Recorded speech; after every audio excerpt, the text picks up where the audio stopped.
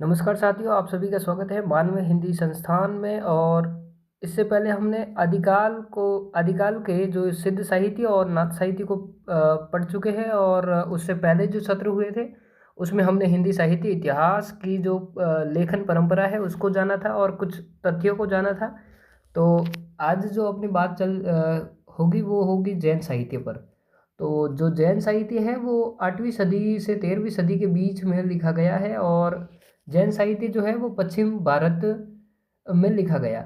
जैसे कि सिद्ध साहित्य आपको आपको बताया गया था कि पूर्वी भारत में लिखा गया, वैसे ही नाथ साहित्य जो है उसका प्रचलन जो हुआ है पश्चिमी भारत में, राजस्थान खासकर पंजाब में हुआ। वैसे ही जैन साहित्य आप अगर देखेंगे तो वो पश्चिमी भारत में खास करके गुजरात के काठियावाड़ में लिखा गया। आदिकाल में अगर इस प्रकार से सवाल आए कि आदिकाल में कौन सा साहित्य धार्मिक दरबारी साहित्य है, तो वो जैन साहित्य होगा, क्योंकि ये धार्मिक भी है और दरबार में भी लिखा गया है। जबकि सवाल इस प्रकार से आए कि कौन सा साहित्य ऐसा है, रासो साहित्य के बारे में, कि कौन सा साहित्य ऐसा है जो राजनीतिक है और दरबारी है, तो वो होगा रासो साहित्य। तो रासो साहित्य और जैन साहित्य में एक मुख्य अंतर आप ध्यान में रखेंगे कि जो जैन साहित्य है वो आदिकाल में धार्मिक और दरबारी साहित्य है, और रासो जो साहित्य है वो राजनीतिक है और दरबारी साहित्य है। आदिकाल में जो जैन साहित्य सर्वाधिक प्रामाणिक रूप से प्राप्त होता है। आदिकाल में सबसे अधिक अगर चरियु यानी चरित्र ग्रंथ अगर कहीं लिखे गए हैं तो वो जैन साहित्य में लिखे गए हैं। गुजरात के राष्ट्रकूट, चालुक्य, सोलंकी राजाओं ने जैन साहित्यकारों को आश्रय दिया है। वही अगर देखेंगे तो जैन रचनाकारों ने कृष्ण की कथा और महाभारत की कथा को हरिवंश पुराण का नाम दिया है। जहाँ कहीं भी उन्होंने कृष्ण की कथा लिखी है या महाभारत की कथा लिखी है उसमें भी कृष्ण का ही उल्लेख आता है, तो उसको नाम उन्होंने हरिवंश पुराण दिया है। जैन साहित्य जो है, जैन रचनाकारों ने चरचरी, फागु यानी फाग, रास यानी रासक, चरियु यानी चरित शैली में साहित्य लिखा है। जैन रचनाकारों ने सर्वाधिक लोकप्रिय अगर शैली कोई रही है तो वो रास शैली रही है। जैन रचनाकारों ने में भी सिद्धों और नाथों की तरह रहस्यात्मकता और दार्शनिकता और उपदेशात्मकता की प्रवृत्ति मिलती है। यानी इनके साहित्य में भी आपको दार्शनिकता, रहस्यात्मकता और उपदेशात्मक की प्रवृत्ति देखने को मिलेगी। आगे देखते हैं। तो आगे है हजारी प्रसाद द्विवेदी जी का कथन, जो आपको याद रखना है, एकदम मोस्ट इंपॉर्टेंट लगा के याद रखना है। तो हजारी प्रसाद द्विवेदी जी का कथन है कि यदि हम जैन रचनाकारों से जैन विशेषण हटा दिया जाए तो ये रचनाएं सिद्धों और नाथों की कोटि से भिन्न न लगेगी। आगे कुछ जैन रचनाकारों यानी कवियों का उल्लेख किया गया है, ये आपको सिर्फ याद रखने के लिए या फिर आपको एक परिचय हो जाए इस हिसाब से लिखे गए हैं, जबकि इनको पूरा कंठस्थ नहीं करना है।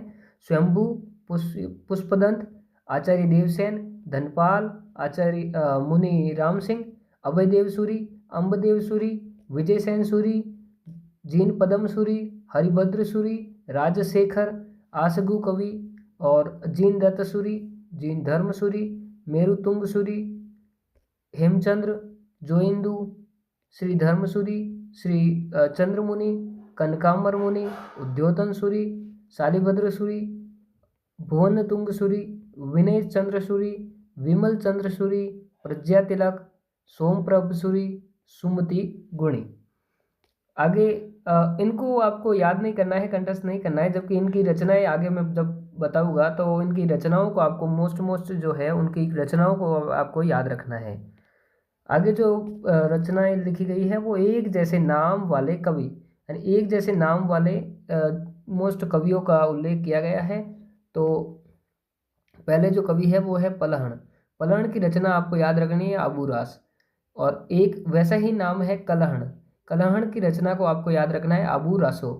तो और याद रखने के लिए आप याद रखिए कि पलहण से पहले पहले जाओ आबू रास। पहले कहाँ जाना है तो आबू जाना है, तो पहले जाना है आबू रास। और कलहण से कल से आबू, लेकिन एक मात्रा बढ़ा देनी है, रास से रासो कर लेना है, रास से रासो कर लेना है। तो कलहण से आबू रासो, लेकिन पलहण पहले है तो पलहण से आपको याद रखना है आबू रास। आगे जो कवि है वो है दलहण। दलहण से आपको याद रखना है गए सुकुमार रास। गए सुकुमार रास। याद रखने का तरीका इस हिसाब से होगा कि दलहन दाल लेने जाता है गया, दाल लेने गया, दलहन गए सुकुमार रास, दलहन गए सुकुमार रास। जलहन, जलहन वही है जो पृथ्वीराज रासों को के कुछ भागों को लिखता है। आपको जलहन से याद रखना है बुद्धि रासो। तो जलहन जो है पृथ्वीराज रासो के अंतिम भाग को लिखने वाला है। तो पृथ्वीराज रासो के अंतिम भाग को लिखेगा तो उसमें बुद्धि होगी तो तभी लिख पाएगा। तो इस हिसाब से याद रखना है कि जलहन से बुद्धि रासो। रलह कवि, उनकी रचना है जीन दत्त चौपाई। रलह कवि की रचना है जीन दत्त चौपाई। आगे है शालिभद्र सूरी, शालिभद्र सूरी की आपको याद रखना है बुद्धि रास। आगे है विजय सेन सूरी, जिनकी रचना है रेवंत गिरी रास। आगे जीनदत्त सूरी, जीनदत्त सूरी की याद रखना है आपको उपदेश रसायन रास। जीन धर्म सूरी स्थूली भद्र रास। विमल चंद्र सूरी पौम चरियू, और स्वयंभू की रचना है पौम चरियू। जबकि इस पौम चरियू में आएगा तो आपको विमल चंद्र सूरी करना है, लेकिन पौम चरियू आएगा सिर्फ तो आपको स्वयंभू करना है। विनय चंद्र सूरी, नेमिनाथ चौपाई, जीन पदम सूरी, थूलीपद फागु, और श्री धर्म सूरी जम्बू स्वामी रास। याद रखने का तरीका इस हिसाब से होगा कि विजय सेन सूरी को याद रखना है कि विजय गया रेत लाने, रेत लाने यानी रेवंत गिरी रास। विजय गया रेत लाने गिरी पर, विजय गया रेत लाने गिरी पर। इस हिसाब से आपको याद रखना है कि रेवंत गिरी रास विजय सेन सूरी। और जीन दत्त सूरी, जीन दत्त देता है उपदेश, जीन दत्त देता है उपदेश, तो जीन दत्त सूरी उपदेश रसायन रास, जीन दत्त सूरी उपदेश रसायन रास। जीन धर्म कैसा है, तो जीन धर्म यानी जैन धर्म है स्थूली भद्र, स्थूली है, स्थूल है। जीन धर्म कैसा है, स्थूल है। तो याद रखना है जीन धर्म सूरी स्थूली भद्र फागु, स्थूली भद्र रास, सॉरी स्थूली भद्र रास। जीन धर्म सूरी स्थूली भद्र फागु, स्थूली भद्र रास, सॉरी मेरे मुंह से बार बार फागु निकल रहा है, स्थूली भद्र रास। विमल चंद्र सूरी पौमचरियु, और पौमचरियु में आएगा तो विमल चंद्र सूरी, लेकिन पौमचरियु में नहीं आएगा तो स्वयंभू। विनय चंद्र सूरी नेमिनाथ चौपाई, जीन पदम सूरी धूलीपद फागु, और श्री धर्म सूरी जम्बू स्वामी रास। आगे चलेंगे। एक जैसी रचनाएं, पहले थे एक जैसे कवि के नाम, अभी है एक जैसी रचनाओं के नाम। तो नेमिनाथ रास जो है वो है सुमति गुणी की, नेमिनाथ चौपाई जो है वो है हरिभद्र सूरी की, नेमिनाथ फाग जो है वो है राजशेखर की, नेमिनाथ चौपाई जो है चौपाई वो विनय चंद्र सूरी की। और किसी रचना में अगर पहली बार बारहमासा मिलता है तो वो नेमिनाथ चौपाई में मिलता है। और हिंदी में पहली बार बारहमासा अगर कहीं किसी रचना में मिलता है तो वो नरपति नाले में मिलता है। जबकि पूछा जाए कि किसी रचना में पहली बार बारहमासा मिलता है तो वो कौन सी रचना है, तो वो है नेमिनाथ चौपाई जो विनय चंद्र सूरी की है। लेकिन अगर पूछा जाए हिंदी में पहली बार बारहमासा कहाँ मिलता है, किस रचना में मिलता है, तो नेमिनाथ नरपति नाल जो बिसल देव रासो है, नरपति नाले की बिसल देव रासो है उसमें मिलता है, और वो कार्तिक मास से प्रारंभ होता है। और हिंदी में पहली बार व्यापक ढंग का बारहमासा अगर कहीं मिलता है तो वो मिलता है पृथ्वीराज रासों में। जबकि ये पूछा जाए कि हिंदी में विस्तृत और मार्मिक ढंग का बारहमासा किस रचना में मिलता है, तो वो पद्मावत में मिलता है आषाढ़ से।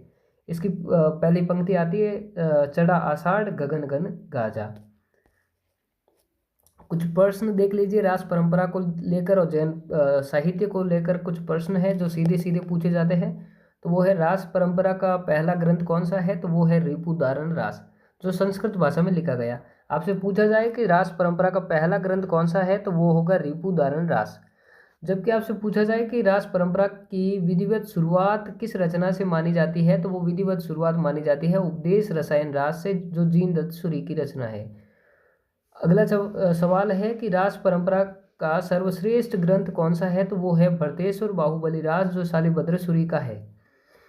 और भरतेश्वर बाहुबली रास जो है उसके संपादक जो है वो मुनि जीन विजय है।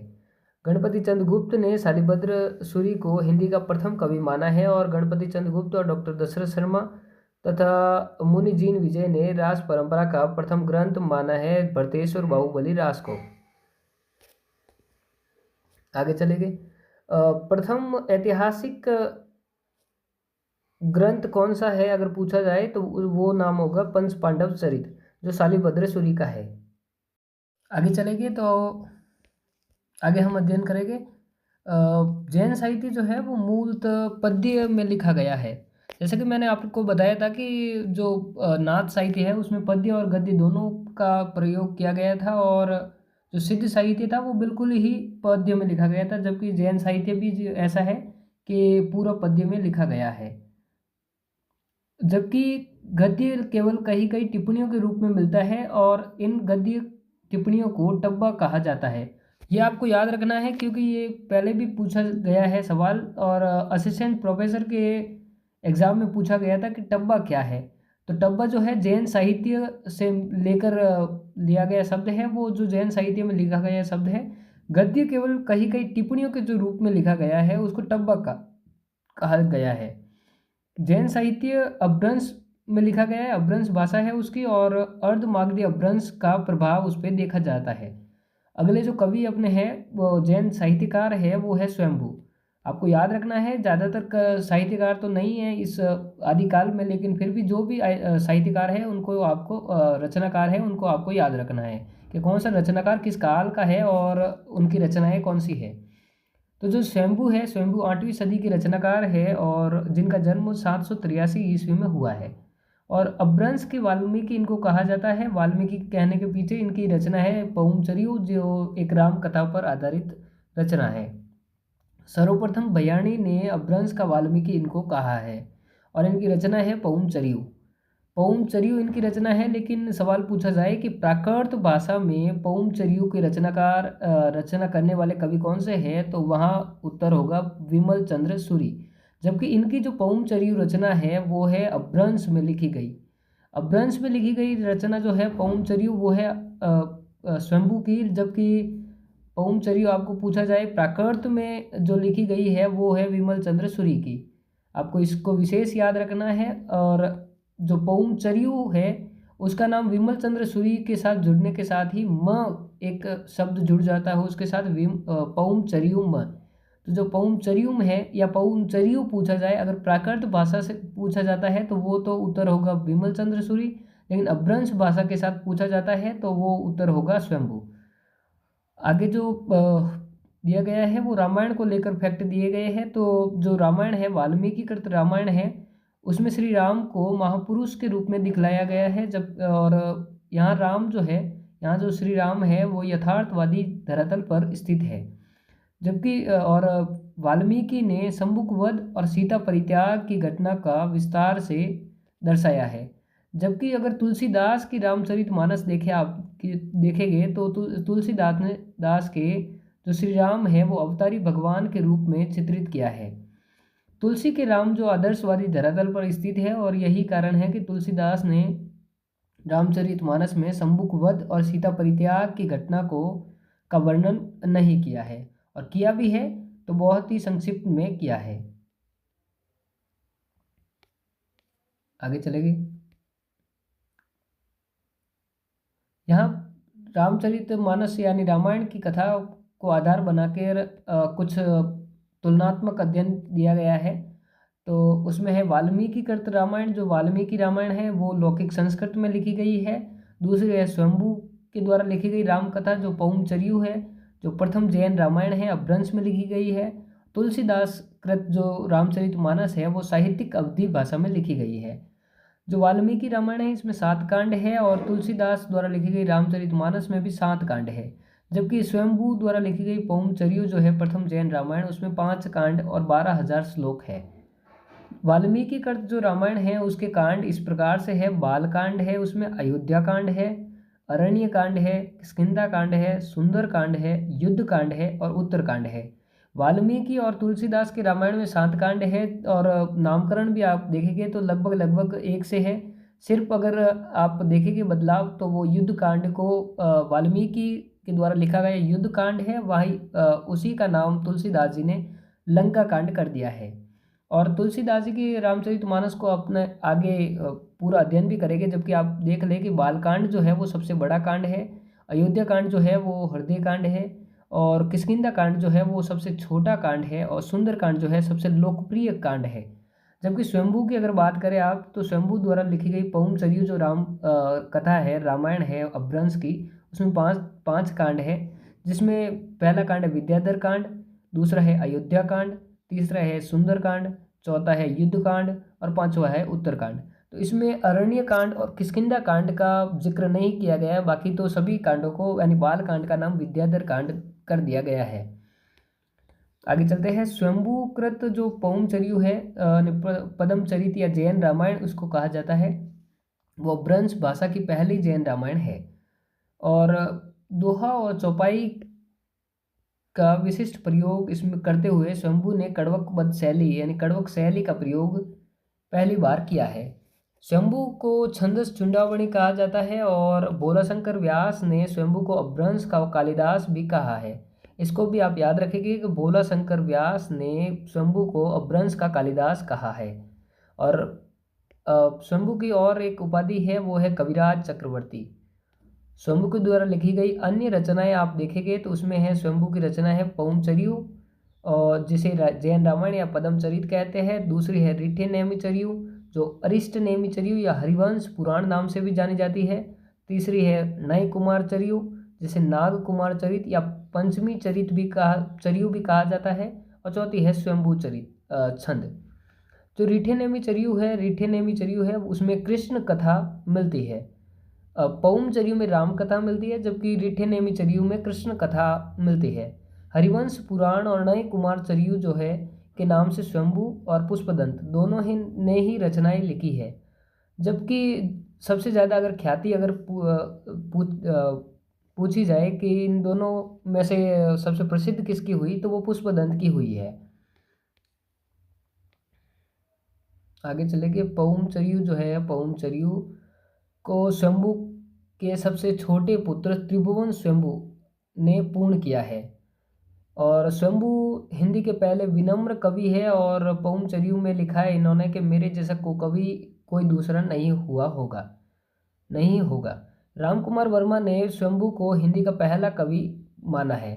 राहुल सांकृत्यायन ने वही स्वयंभू को हिंदी का पहला महान कवि माना है, और राहुल सांकृत्यायन जी ने हिंदी का पहला कवि सरेपा को माना था, और स्वयंभू को पहला महान कवि माना है। इसी क्रम में डॉक्टर बच्चन सिंह जी के कथन है जो आपको याद रखने हैं, विशेष आपको कर लेना है इनको। डॉक्टर बच्चन सिंह, स्वयंभू की काव्य दृष्टि समुद्र के समान गहरी और आकाश में प्रसारित मेघजाल की तरह व्यापक है। प्रोफेसर नामवर सिंह जी का कथन है, स्वयंभू के काव्य परिसर का दायरा बहुत व्यापक है। राज्य की जल क्रीड़ाओं से लेकर बड़े बड़े महाजनपदों तक और तथा रनिवासों से लेकर बड़े बड़े युद्ध क्षेत्रों तक इनके काव्य का दायरा फैला हुआ है। स्वयंभू की एक पंक्ति है जो चौ मुहेन संपीय पदरिया, जिसमें आगे चलकर आलोचकों ने ये कहा है कि स्वयंभू ने अपने से पूर्व कवि चतुर्मुख या चतुर्भुज का नाम लिया है। इनके अनुसार चतुर्मुख जो है या चतुर्भुज जो है वो पदरिया छंद के प्रवर्तक माने जाते हैं। स्वयंभू जो है वो कौशल प्रदेश के जैन थे, और राष्ट्रकूट नरेश ध्रुव के सामंत रेड़ा ने स्वयंभू को मान्यखेत ले आए, और यहीं दरबार में रहते उन्होंने स्वयंभू ने पौमचरियु तथा हरिवंश पुराण की रचना की है। आगे चलेंगे। पुष्पदंत जो कवि है वो 10वीं सदी के रचनाकार है, और 10वीं सदी के रचनाकार है, और भैयाणी ने इन्हें अपभ्रंश का वेदव्यास कहा है। जहाँ अपभ्रंश का वाल्मीकि स्वयंभू है, वही अपभ्रंश का वेदव्यास पुष्पदंत है। राष्ट्रकूट नरेश कृष्ण तृतीय के सामंत भरत और भरत के पुत्र नन के दरबार में ये थे, और इनकी जो रचनाएं हैं वो 63 महापुरुष गुणालंकारु है। और 63 महापुरुष गुणालंकारु की वजह से ही यानी इस रचना के आधार पर ही इन्होंने अभिमान मेरु उपाधि धारण की है। इस रचना के आधार पर ये अपभ्रंश के वेदव्यास कहलाए हैं और इस रचना में संस्कृत के विद्वान गुणभद्र की संस्कृत रचना उत्तर पुराण का अनुकरण पुष्पदंत ने रामकथा के लेखन में किया है। इस पुस्तक की भूमिका में इन्होंने लिखा है कि जो ज्ञान इस पुस्तक में नहीं है वह अन्यत्र भी नहीं है और संसार का संपूर्ण जो ज्ञान है वो इसी पुस्तक में समाहित है। इनकी दूसरी रचना है नए कुमारचर्यु। नए कुमारचर्यु जो नाग कुमार चरित के नाम से भी जानी जाती है और ये जो रचना है इसमें पुष्पदंत के व्यक्तिगत जीवन पर भी प्रकाश पड़ता है। जैसे पुष्पदंत जो है वो उनके पिता जो केशव भट्ट है और माता का नाम इनके मुग्धा है।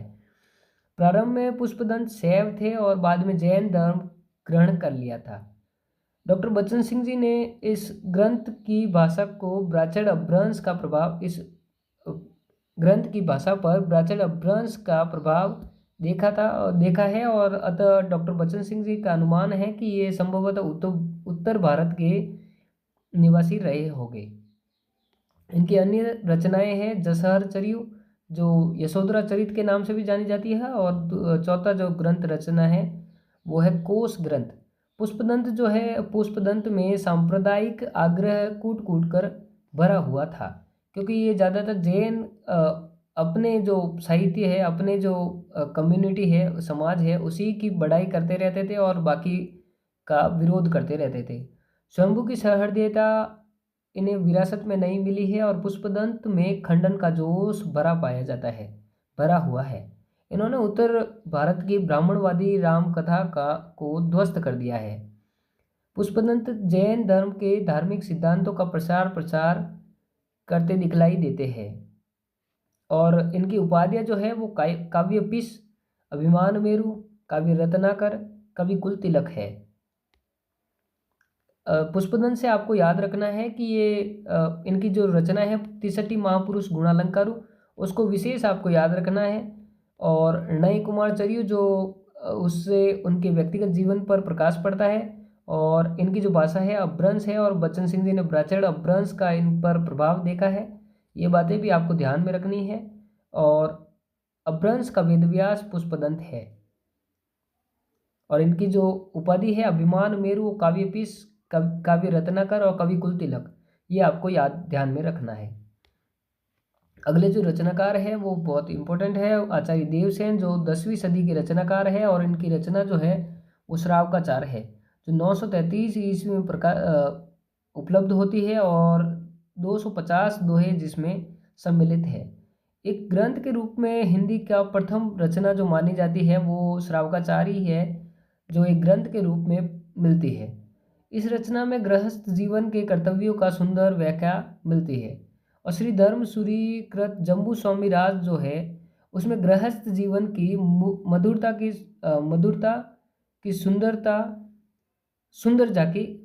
सुंदर झांकी देखने को मिलती है, जबकि कर्तव्यों की सुंदर झांकी अगर व्याख्या देखने को मिलेगी गृहस्थ जीवन की वो तो मिलेगी श्रावकाचार में, लेकिन श्री धर्मसूरी की जम्बू स्वामी रास में गृहस्थ जीवन की मधुरता की सुंदर झांकी देखने को मिलेगी।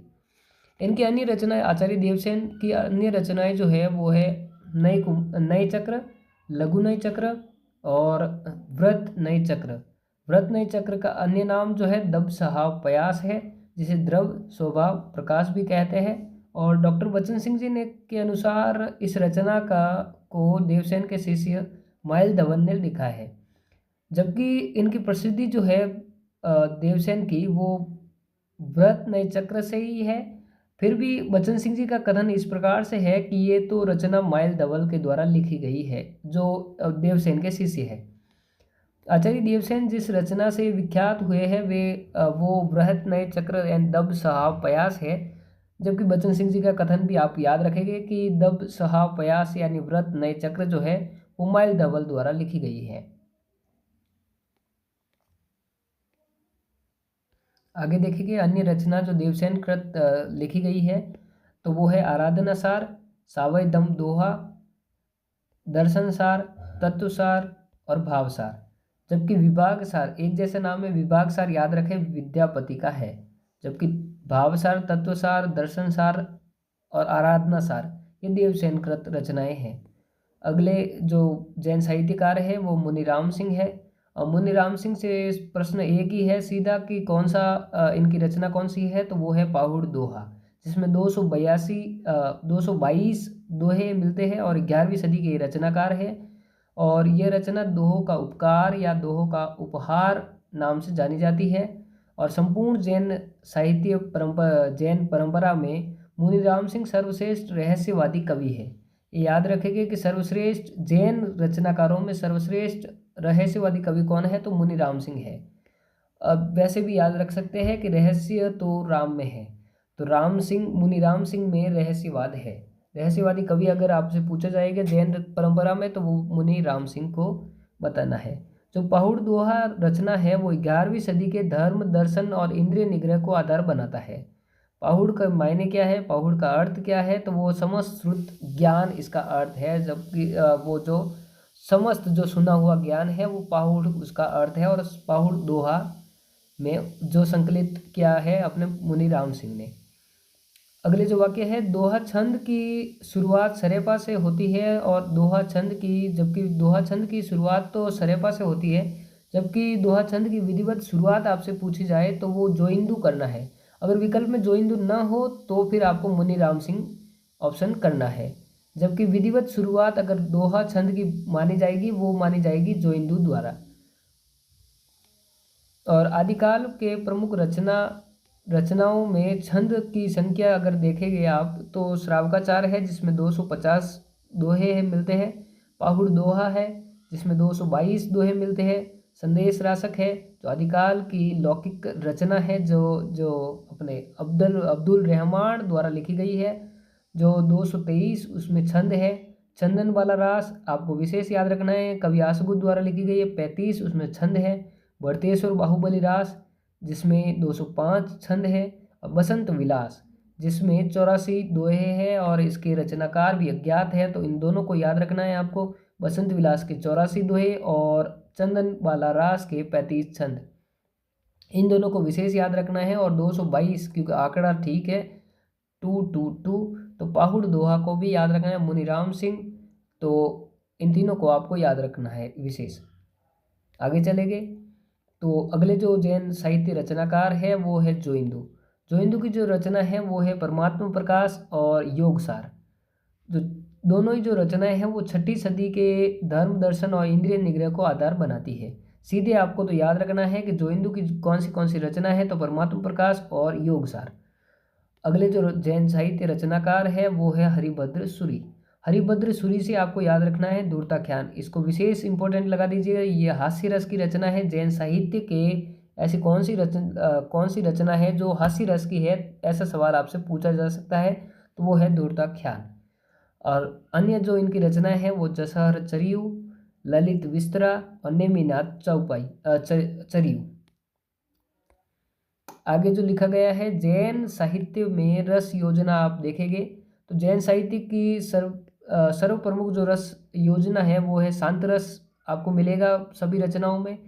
शांत रस के अलावा श्रृंगार रस, तीसरे नंबर पर वीर रस, चौथे नंबर पर हास्य रस मिलेगा।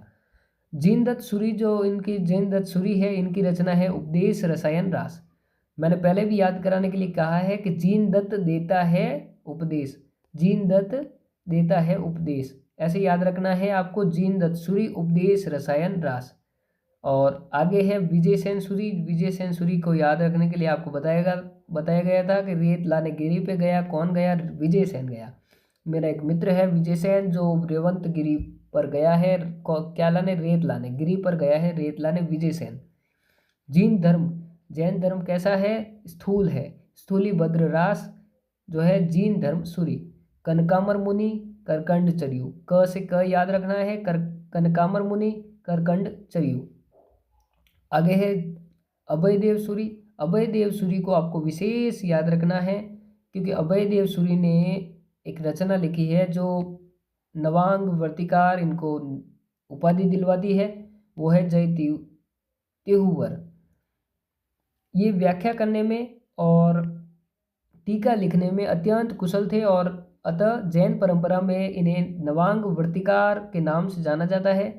ऐसा उल्लेख मिलता है कि इन्हें कुष्ठ रोग हो गया था और इन्होंने भगवान पार्श्वनाथ की स्तुति यानी आरती में जय तिहुअर रचना लिखी और इनका कुष्ठ रोग ठीक हो गया। वैसे ही उल्लेख कहीं ना कहीं रामानंद पर और सरदाराम फिल्लोरी पर भी मिलते हैं।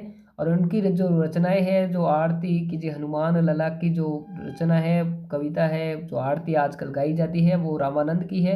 और ओम जय जगदीश हरे जो हर रोज गाई जाती है वो है सरदाराम फिल्लोरी की। इनको विशेष आप याद रखेंगे।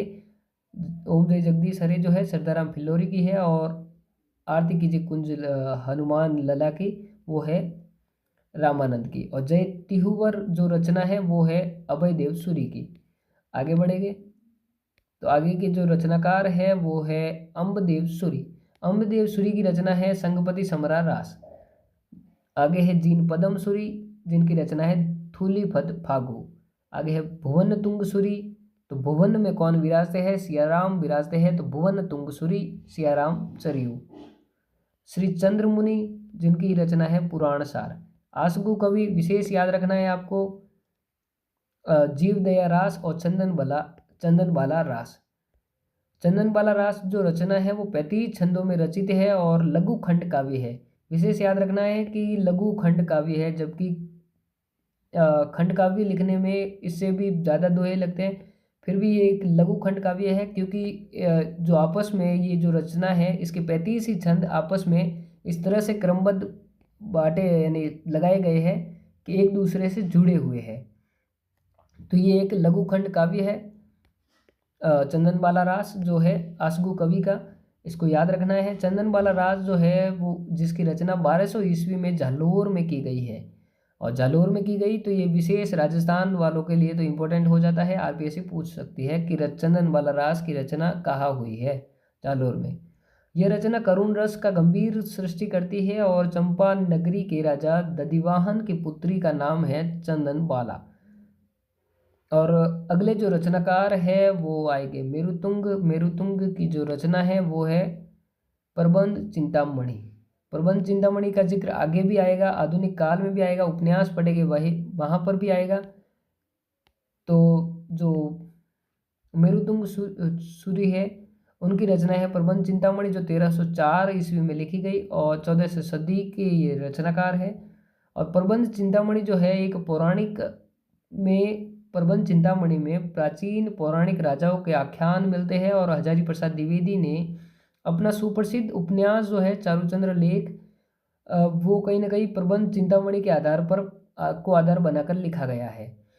मृणालवती के विश्वासघात की प्रतिक्रिया में मुंज ने जो मार्मिक दोहे लिखे हैं, जो मुंज जो रचनाकार मुंज को जो पहला कवि आचार्य हजारी अपने रामचंद्र शुक्ल मानते हैं, तो मुंज के जो दोहे मिलते हैं वो भी प्रबंध चिंतामणि में ही मिलते हैं।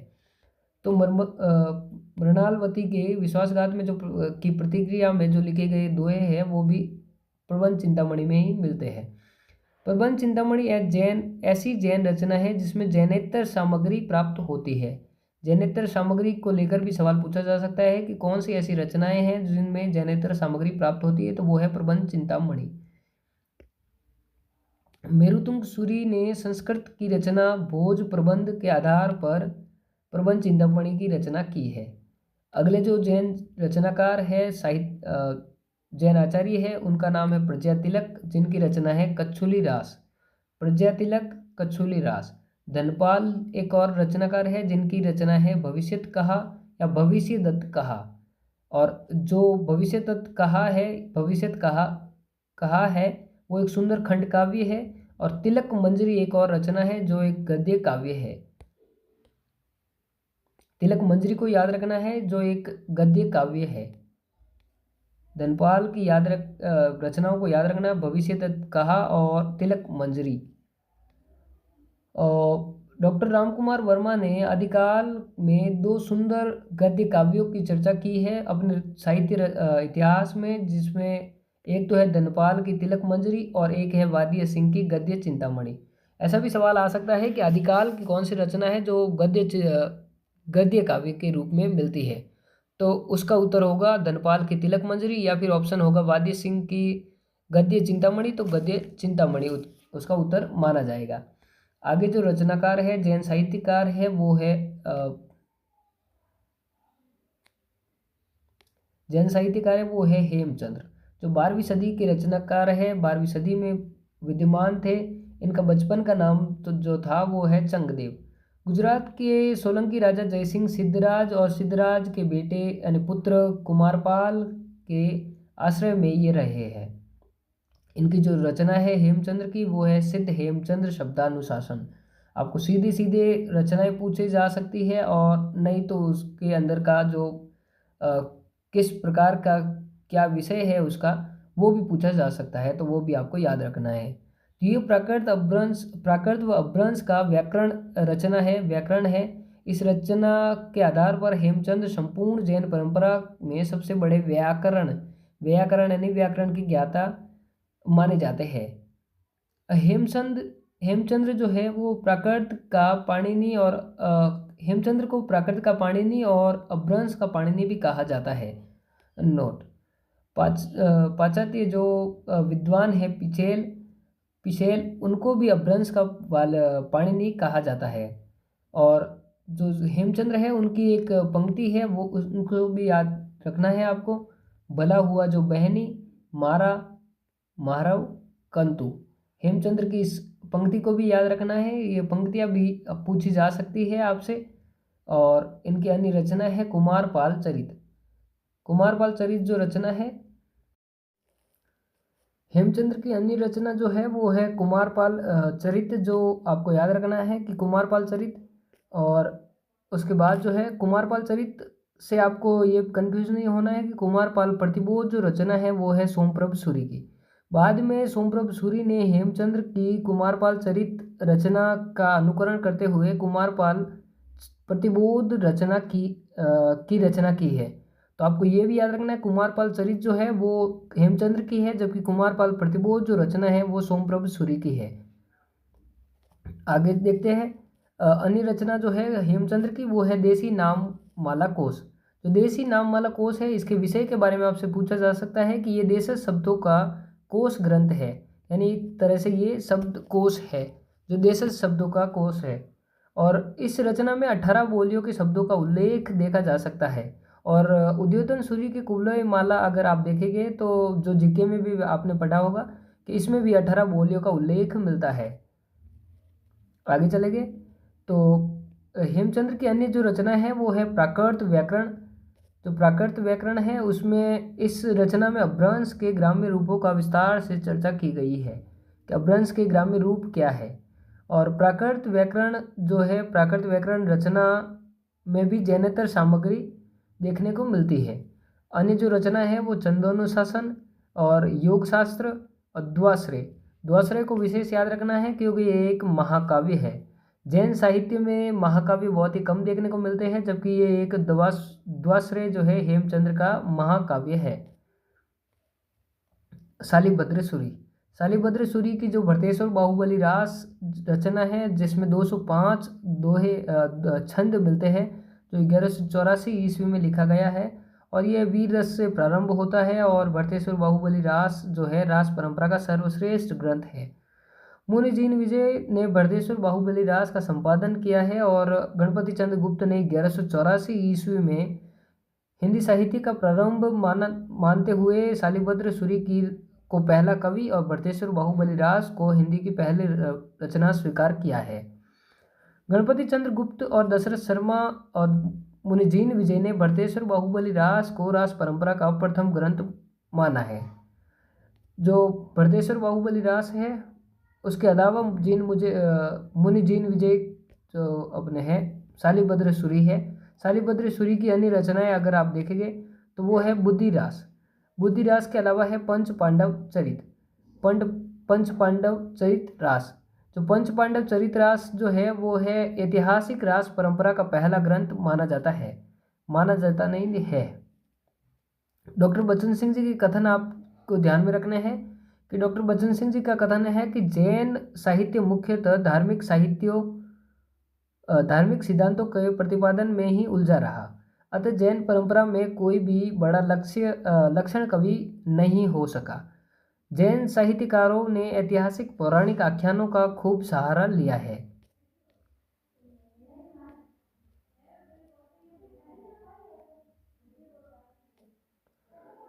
भोग विलासी जीवन को त्याग कर जैन आदर्शों और सिद्धांतों की स्थापना पर बल देते हैं और जैन तीर्थंकरों पर चरित ग्रंथों की भरमार मिलती है।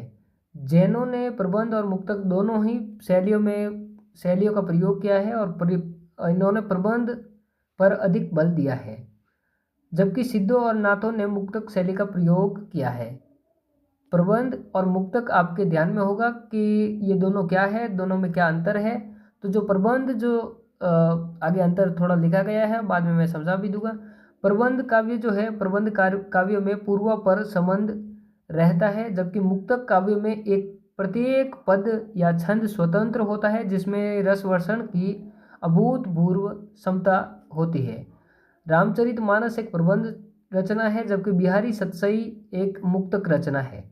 प्रबंध आपको बता दूं कि एक जो सिनेमा अपन देखते हैं 3 घंटे की 4 घंटे की, तो वो तो है एक प्रबंध रचना एक तरह से, जो एक तरह से आगे कड़ी से कड़ी जुड़ी रहती है।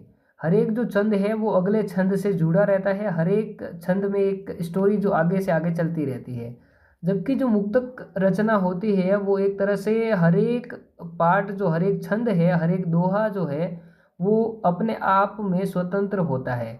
जैसे कि आपको बता दूं कि एक मूवी तो जो है वो प्रबंध है, जबकि ये जो अपन रील्स देखते हैं वो है अपने मुक्तक, जिसका एक बार ऊपर कर दिया, स्क्रॉल कर दिया तो अगले से कोई संबंध नहीं है। तो वो तो है मुक्तक, और प्रबंध है एक तरह से 3 घंटे 4 घंटे की एक बड़ी सी आपकी सिनेमा मूवी। और आगे देखते हैं खंड काव्य जो है मानव जीवन, और प्रबंध काव्य जो है, प्रबंध काव्य का एक बार और भी आगे बांटा जाता है। प्रबंध काव्य में एक तो है खंड काव्य और एक है महाकाव्य। जो खंड काव्य है वो मानव जीवन के किसी एक पक्ष या अंश पर या एक घटना को का चित्रण करता है, जबकि महाकाव्य जो है संपूर्ण मानवीय जीवन का समग्रता से विश्लेषण करता है। रामचंद्र शुक्ल जो है, रामचंद्र शुक्ल का कथन है कि ये मोस्ट इम्पोर्टेंट लगा देंगे आप, और ये कथन पहले भी पूछा गया है कि जिस प्रकार गाहा या गाथा कहने से प्राकृत भाषा का बोध होता है, उसी प्रकार दोहा या दूहा कहने से अपभ्रंश भाषा का बोध होता है। आपको इस प्रकार से लग रहा है कि मैं एकदम द्रुत गति से यानी फास्ट गति से, तेज गति से पढ़ रहा हूँ, तो आपको बता दूं कि ये संस्कृत अपनी विभाग की जो परीक्षा है वो बहुत ही नज़दीक है, इस हिसाब से ऐसा कर रहा हूँ। और आपसे अनुरोध है कि एक बार मैं जो PDF अपलोड भी कर लूँगा अपने टेलीग्राम चैनल बनाकर, तो उसकी लिंक आपको दे दी जाएगी, तो वहाँ से आप PDF भी देख लें एक बार, और जैसे ही मैं पढ़ाता हूँ वैसे ही आप एक बार रीडिंग खुद भी लगा लीजिएगा। तो इससे क्या होगा कि आपको भी कुछ तथ्य जो छूट गए मेरे से, यानी कि पढ़ने में तेज गति से पढ़ने में आपको ध्यान में नहीं आ रहे हैं, तो वो आपको ध्यान में आ जाएगी। अगला जो वाक्य है वो है कि हिंदी की अपनी जमीन का के जो छंद है वो है कवित और सवैया। जो कवित और सवैया है वो हिंदी के अपनी जमीन के छंद माने जाते हैं, और निराला जो है वो कवित को हिंदी का जातीय छंद मानते हैं। हिंदी का जातीय छंद कौन सा है, तो कवित है, जबकि जातीय छंद तो कवित और सवैया दोनों हैं। जबकि निराला के अनुसार तो हिंदी का जातीय छंद है अपना कवित। वैसे ही आपको एक बार और भी बताया गया था आदिकाल के दौरान कि जैन अपनी रचना जो थी, इतिहास परंपरा थी उसमें, कि विद्यापति को बच्चन सिंह जी ने हिंदी का जातीय कवि कहा था। ये भी आपको याद रखना है। आगे चलते हैं, आगे जो है अपना है रासो साहित्य। तो अपन अभी तक देखेंगे तो सिद्ध साहित्य, नाथ साहित्य और जैन साहित्य पढ़ चुके हैं।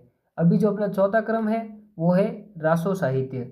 रासो साहित्य जो एक तरह से आदिकाल का सबसे इम्पोर्टेंट, मोस्ट इम्पोर्टेंट, महत्वपूर्ण अगर कहेंगे तो वो रासो साहित्य है, और एक तरह से इस काल का जो सबसे आगे चलने वाला काव्य है, जो इसको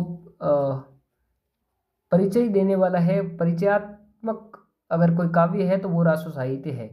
इसी रासो साहित्य के आधार पर ही आचार्य रामचंद्र शुक्ल ने इसका नाम, आदिकाल का नाम जो है वीर गाथा काल दिया था। तो रासो साहित्य में देखते हैं तो रासो साहित्य 10वीं सदी से 14वीं सदी के बीच में लिखा गया, और मूल स्थान इसका राजस्थान रहा है।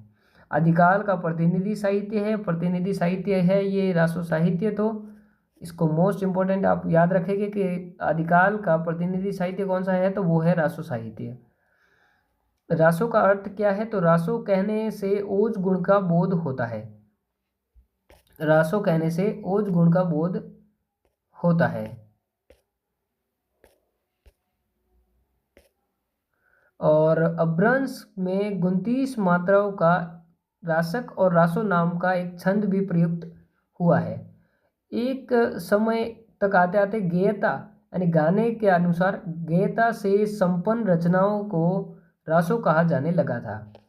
रासो साहित्य दरबारी राजनीतिक साहित्य है और यह राजाओं के चरित्र गुणगान और यशोगान का साहित्य है। रासो साहित्य की विशेषता यानी प्रवृत्तियाँ आजकल पूछी जाती है हर एक परीक्षा में, तो रासो साहित्य की विशेषता प्रवृत्तियाँ अगर आप देखेंगे तो यह दरबारी साहित्य है। यह राजपद का साहित्य है जिसका जनजीवन से कोई संबंध नहीं है। आम जनजीवन से इसका कोई संबंध नहीं है, सीधे सीधे ये राजपद का है और दरबारी साहित्य है। रासो साहित्य में युद्धों का जीवन चित्रण हुआ है और लेकिन राष्ट्रवाद और राष्ट्रीय चेतना जैसी कोई चीज़ या धारणा रासो साहित्य में नहीं मिलती। राष्ट्रवाद जो है इस राष्ट्रवाद को तुच्छ राष्ट्रवाद या एकदम ही संकीर्ण राष्ट्रवाद इसको कह सकते हैं। जो राष्ट्रवाद आधुनिक काल में देखने को मिलेगा इससे ये राष्ट्रवाद बिल्कुल अलग है, क्योंकि इसमें क्षेत्रों में बटा हुआ था। हर एक राजा का अपना राज्य था, तो वो अपने ही भारत के ही अन्य राज्य को अलग देश स्वीकार करता था और उस पर युद्ध करते थे। तो ये एक राष्ट्रवाद ऐसा है जो क्षेत्रवाद है एक तरह से, और या फिर संकीर्ण राष्ट्रवाद इसको कह सकते हैं। रासो साहित्य जिन युद्धों का वर्णन किया गया है वे व्यक्तिगत क्षुद्र स्वार्थों की पूर्ति के लिए किए गए थे। इसे तुच्छ राष्ट्रवाद या संकीर्ण राष्ट्रवाद या क्षेत्रवाद को तो कहा जा सकता है, लेकिन राष्ट्रवाद नहीं। तो इस प्रकार से अगर कोई प्रश्न आए कि इस रासो साहित्य जो है इसमें जो राष्ट्रवाद की भावना आपको देखने को मिलती है, अगर आपको चारों ऑप्शन को पढ़ना है, अगर कोई ऑप्शन इससे भी बड़ा झूठ है तो इसको आपको सत्य मान लेना है। लेकिन अगर चारों में से ये अगर सिर्फ असत्य कथन हो कि इसमें राष्ट्रवादी भावना आती है, तो ये बिल्कुल ही गलत कथन होगा। रासो साहित्य में लोकोन्मुखता और जनोन्मुखता, लोक संग्रह या लोक मंगल की भावना नहीं है। आगे देखते हैं। ऐतिहासिक वीर प्रशस्तियाँ मिलती है। रासो साहित्य में क्या मिलता है, तो ऐतिहासिक वीर प्रशस्तियाँ इसमें मिलती है। और रासो साहित्य में इतिहास और कल्पना का समन्वय मिलता है। जहाँ इतिहास के भी वाक्य लिए गए हैं, इतिहास से भी कुछ तथ्य लिए गए हैं, तो वही कल्पना का भी कोई कम इसमें संतुलन नहीं है। कल्पना भी फुल एक तरह से की कल्पना भी अपना स्तर पर है। रासो साहित्य में ऐतिहासिकता का अभाव मिलता है और आदिकालीन रासो साहित्य सर्वाधिक अप्रामाणिकता का आरोप लगाया गया है। वह भी मुख्यतः इसके इतिहास पक्ष को लेकर आरोप लगाया जाता है। रासो साहित्य सर्वाधिक अप्रामाणिकता और प्रामाणिकता के विवाद से जूझा है। रासो साहित्य में वीर रस और श्रृंगार रस की भव्य परियोजना दृष्टिगोचर होती है। रासो साहित्य का अंगिरस जो है वो वीर रस है। रासो साहित्य का अंगिरस आपसे पूछा जाए वीर रस होगा।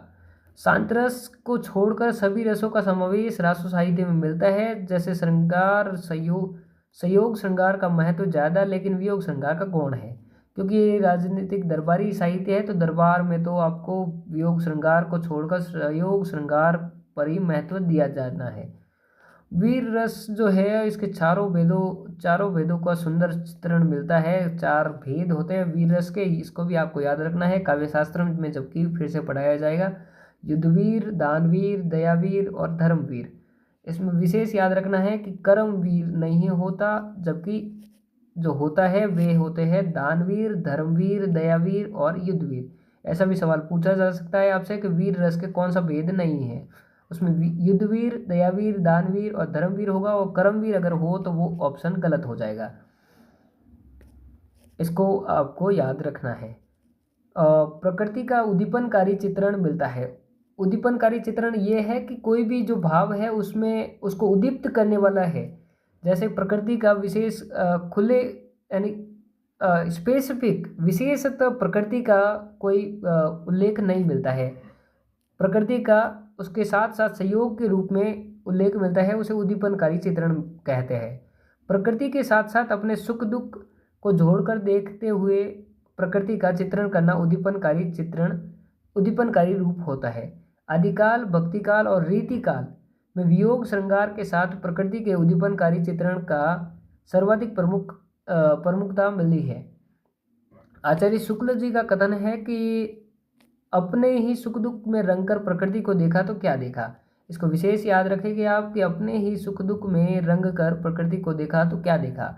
वास्तव में बात भी यही है कि प्रकृति को देखना है तो खुले नजरियों से देखा जाए। प्रकृति के आलंबनकारी रूप में स्थापित करने वाले कवि श्रीधर पाठक है। और प्रकृति के का यथाई तथ्य यानी हुबहू या स्वतंत्र चित्रण करना ही प्रकृति का आलंबनकारी रूप होता है। तो ऐसा भी सवाल आपको एक पूछा जा सकता है कि जिसमें व्याख्यात्मक सवाल होगा, वो जिसमें सारे ही तथ्य सत्य दिए जाएंगे और उसमें से असत्य कथन पूछा जाएगा, जिसमें ये भी कहा जा सकता है कि राष्ट्र साहित्य में प्रकृति का आलंबनकारी चित्रण हुआ है, तो वो कथन असत्य हो जाएगा।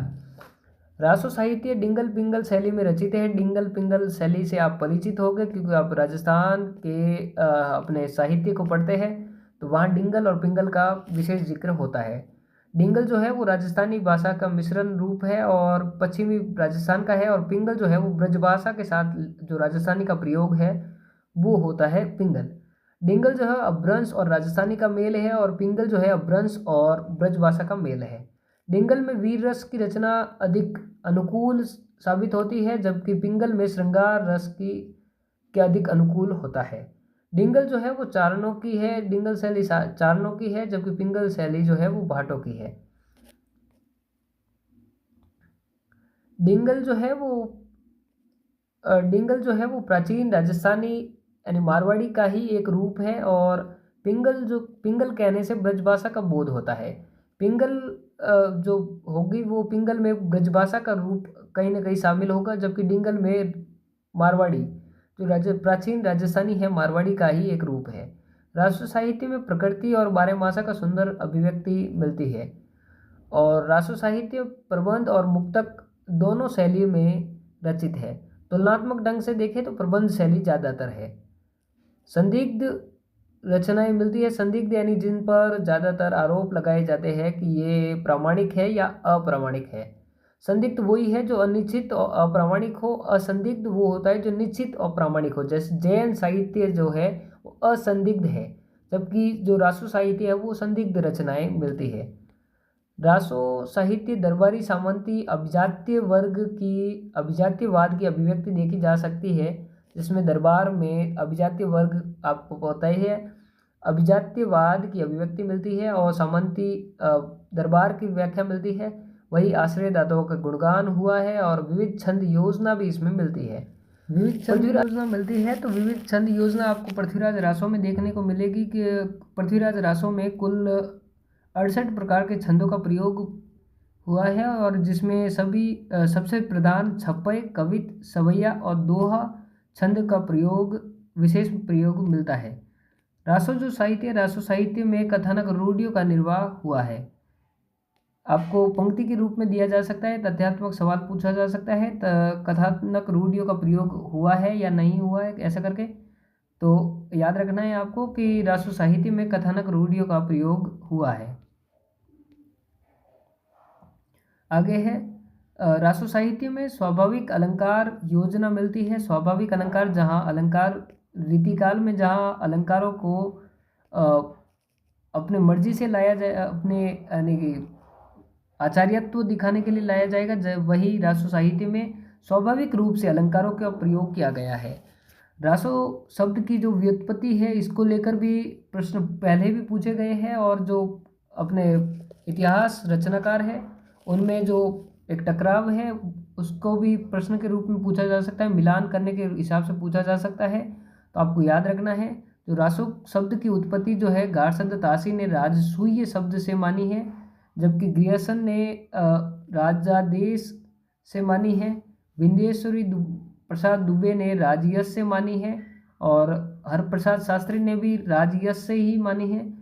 पोपटलाल जो है, पोपटलाल शाह, उन्होंने रस से मानी है। रासो साहित्य, रासो शब्द की उत्पत्ति नरोत्तम दास स्वामी ने रसिक शब्द से उत्पत्ति मानी है रासो की, जबकि बचन सिंह, नंदुलारे वाजपेयी और दशरथ शर्मा ने रास शब्द से व्युत्पत्ति मानी है रासो की। और कविराज श्यामल दास ने रहस्य से, तो वही रामचंद्र शुक्ल ने रसायन से। तो रसायन शब्द की से व्युत्पत्ति मानने के पीछे आचार्य शुक्ल ने ये तथ्य दिया है कि आचार्य शुक्ल ने यह रसायन शब्द बीसल देव रासो से लिया है, जिनकी एक पंक्ति है, नाल रसायन आरंभई। तो रसायन यहाँ से नाल रसायन आरंभई यानी कि बीसल देव रासो से, नाल की बीसल देव रासो है वहीं से लिया है। और आचार्य प्रसाद द्विवेदी ने रासक शब्द से रासो की उत्पत्ति मानी है। रासो शब्द की उत्पत्ति किसने कहाँ से मानी है, ये इस प्रकार का सवाल आ सकता है कि किस आचार्य ने, किस आलोचक ने कहाँ से मानी है, तो ये मिलान कीजिए। तो आचार्य प्रसाद द्विवेदी जी का जो कथन है रासक से मानते हैं, ये सर्वमान्य मत है। और इसके साथ ही आपको दूसरे सभी जो है इतिहास लेखक है उनको भी याद रखना है। गारसद तासी, राजसूय, ग्रियर्सन, राजादेश, विंध्येश्वरी प्रसाद दुबे, राजयश, हरप्रसाद शास्त्री वो भी राजयश से मानते हैं।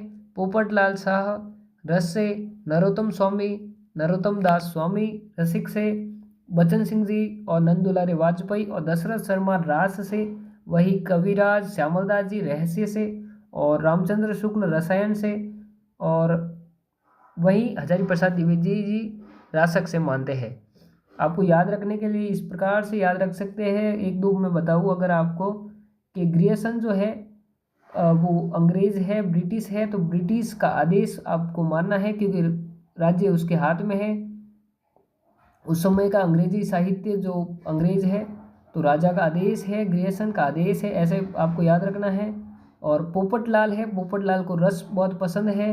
और नरोत्तम स्वामी है, स्वामी जी रसिक है, ऐसे आपको याद रखना है। और श्यामल दास जी है, उनके पास रहस्य है, श्यामल दास जी की दाढ़ी में रहस्य है। रामचंद्र शुक्ल, तो रसायन से आपको नाल रसायन आरंभई, ये पूरी पंक्ति याद रख लेनी है तो वो उससे याद आ जाएगा। और सर्वमान्य मत जो है वो रासक आचार्य प्रसाद द्विवेदी जी को भी याद रखना है आपको। तो जो मिलान करने के सवाल आते हैं उसमें से एक दो आपको अगर याद होते हैं तो भी आपको मिलान का सवाल सही हो जाएगा। तो आपको याद रखना है प्रमुख रासो साहित्य या रचनाएं, इनको आपको देखना है। छः रासो है जिनको आपको पढ़ना है, और इनके जो डिटेल में भी आपको पढ़ना है। जो पहला है खुमान रासो के रचनाकार है दलपत विजय, जबकि वरिष्ठ शिक्षा के लिए तो ज़्यादातर यही पूछा जाता है कि कौन सी रचना किस कवि की है, जबकि आपको डिटेल में भी देख लेना है क्योंकि पिछली बार भी सेकंड ग्रेड का जो सामान्य शिक्षा का पेपर था वो फर्स्ट ग्रेड से भी ज़्यादा बेहतर बनाया गया था, तो आपको ये भी अपने हिसाब से प्रिपेयर रहना है। खुमान रासो जो है वो दलपत विजय की है, और आचार्य शुक्ल के अनुसार ये 9वीं सदी की रचना है।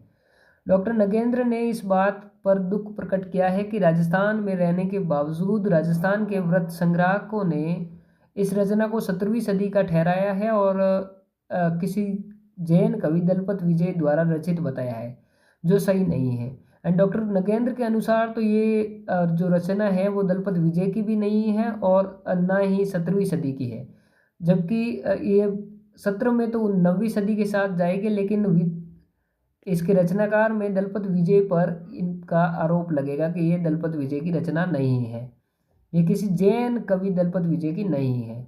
जबकि सही यही है कि दलपत विजय की ये रचना है। जबकि आपको तो याद रखना है ये पंक्ति किसकी है। आगे है, नगेंद्र का विचार है कि आदिकाल की इस रचना को रीतिकाल के दायरे में रखना बुद्धिमानी की बात नहीं है। नगेंद्र ने यह भी कहा है कि यदि यह रचना किसी जैन कवि द्वारा रचित होती तो इस पर जैन धर्म का भी प्रभाव दिखलाई देता, पर ऐसा नहीं है। कर्नल टॉड ने चित्तौड़ के खुमान नाम के 3 राजाओं का उल्लेख किया है, क्योंकि खुमान रासो अब किस खुमान की है, तो चित्तौड़ के खुमान नाम के 3 राजा हुए, ऐसी बात कर्नल टॉड लिखते हैं। खुमान रासो चित्तौड़ के खुमानदित्य का उल्लेख मिलता है खुमान रासो में। यही ये बात भी आपको याद रखनी है कि मोतीलाल मेनारिया ने खुमान रासो को 18वीं सदी की रचना माना है। विशेष इंपॉर्टेंट याद रखना है कि खुमान रासो को मोतीलाल मेनारिया ने 18वीं सदी की रचना माना है।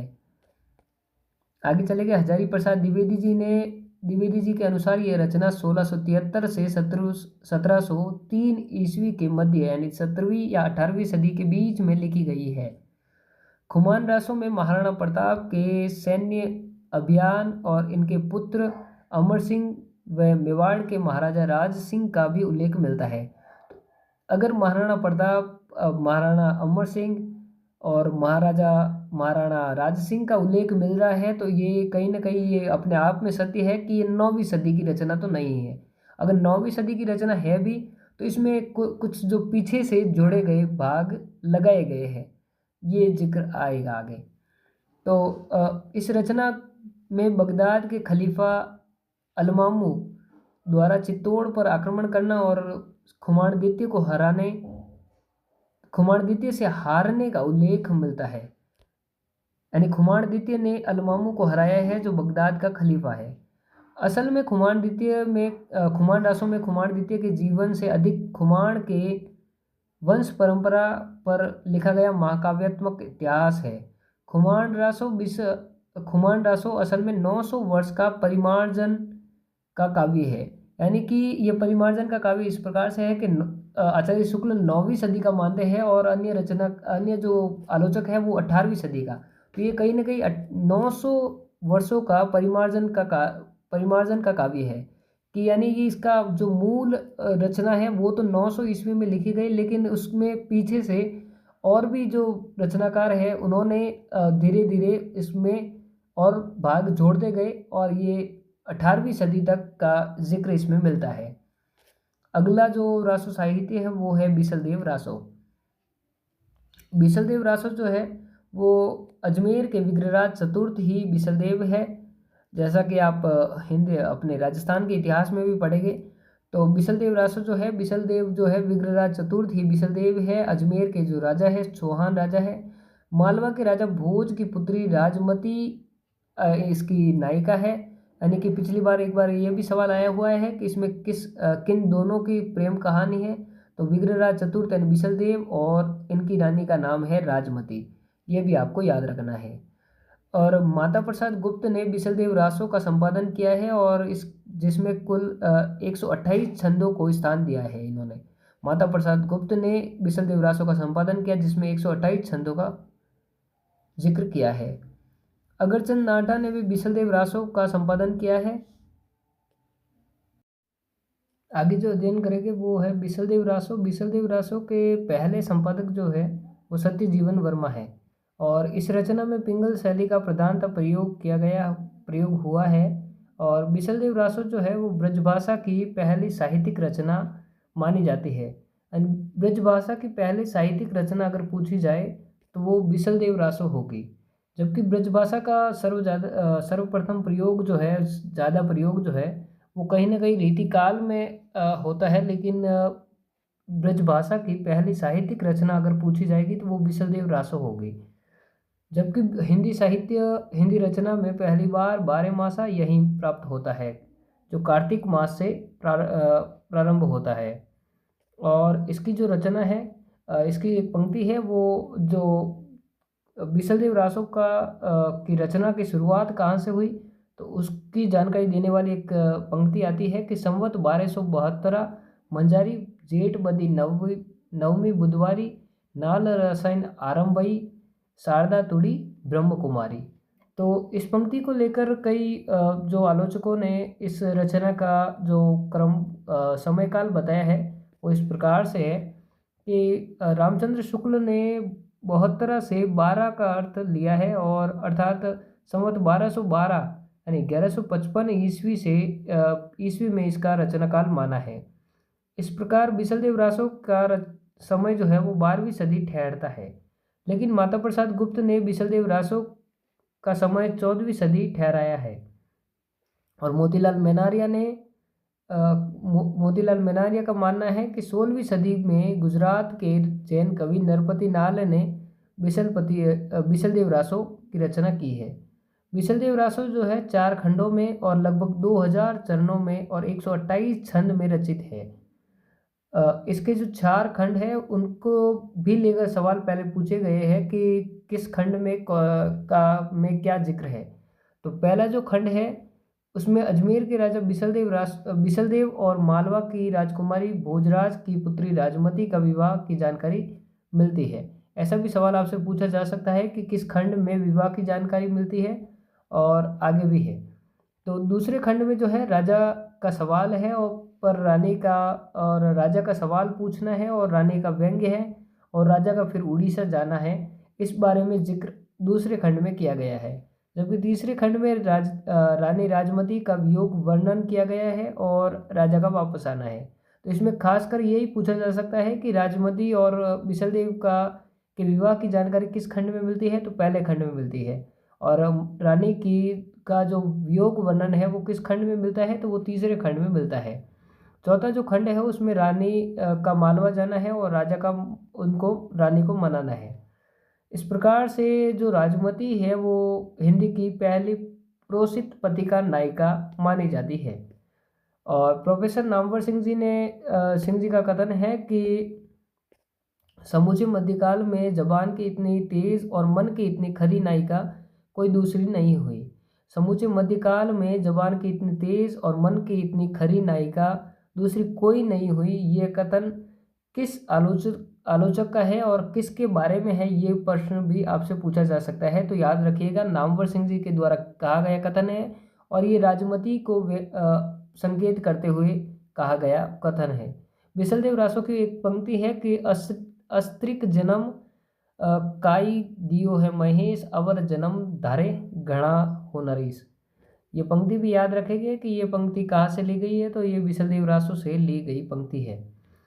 और अन्य तथ्य देखें तो डॉक्टर बच्चन सिंह जी का कथन है कि डॉक्टर बच्चन सिंह जी इन्होंने भी प्रोफेसर नामवर सिंह जी से सहमति जाहिर की है कि जो उनका नामवर सिंह जी का कथन है कि बात की जबान की इतनी खरी नायिका पहली जो हुई है वो राजमती हुई है। तो इस बात को लेकर बच्चन सिंह जी ने भी इनकी सहमति जाहिर की है।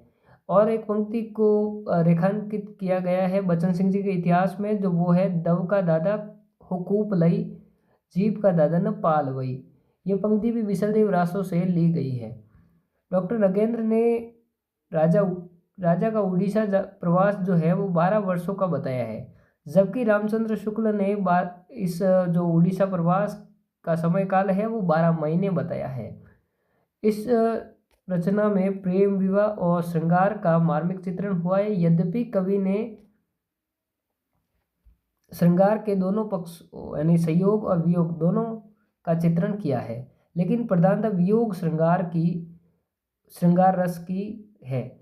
जबकि रासो साहित्य में आपको ज़्यादातर संयोग श्रृंगार देखने को मिलेगा, लेकिन ऐसा सवाल पूछा जा सकता है कि बिसलदेव रासो में का जो प्रधान रस है वो कौन सा है, तो वो वहाँ वियोग श्रृंगार रस माना जाएगा। इस प्रकार इस रचना में यह रचना वियोग श्रृंगार रस की रचना मानी जाती है। इसका वीर रस से कोई संबंध नहीं है। ये स्पेशल आप विशेष करके ध्यान रखेंगे कि जो बिसलदेव रासो है उसका वीर रस से यानी रासो साहित्य का वीर रस से संबंध तो होता है, लेकिन बिसलदेव रासो का वीर रस से कोई संबंध नहीं है। इसको आप विशेष ध्यान में रखेंगे। इसका जो मुख्य रस है वो है वियोग श्रृंगार रस। रामचंद्र शुक्ल जी का कथन है कि वीर गीत परंपरा का यह प्राचीन ग्रंथ है। जबकि ये श्रृंगारिक ग्रंथ है, लेकिन वीर गीत परंपरा का ये प्राचीन ग्रंथ है। शुक्ल जी का अन्य कथन है कि इस छोटी सी रचना को विसलदेव जैसे वीर का रासो कहना खटकता है। असल में यह रचना गायन के लिए यानी गाने के लिए लिखी गई है। और वे रासो रचना जो मूलतः गेय है यानी गाने योग्य है, तो वो विसलदेव रासो और परमाल रासो है जो गाने के लिए बनी हुई है या फिर गाने अ, के रूप में उनको गाया जाता है।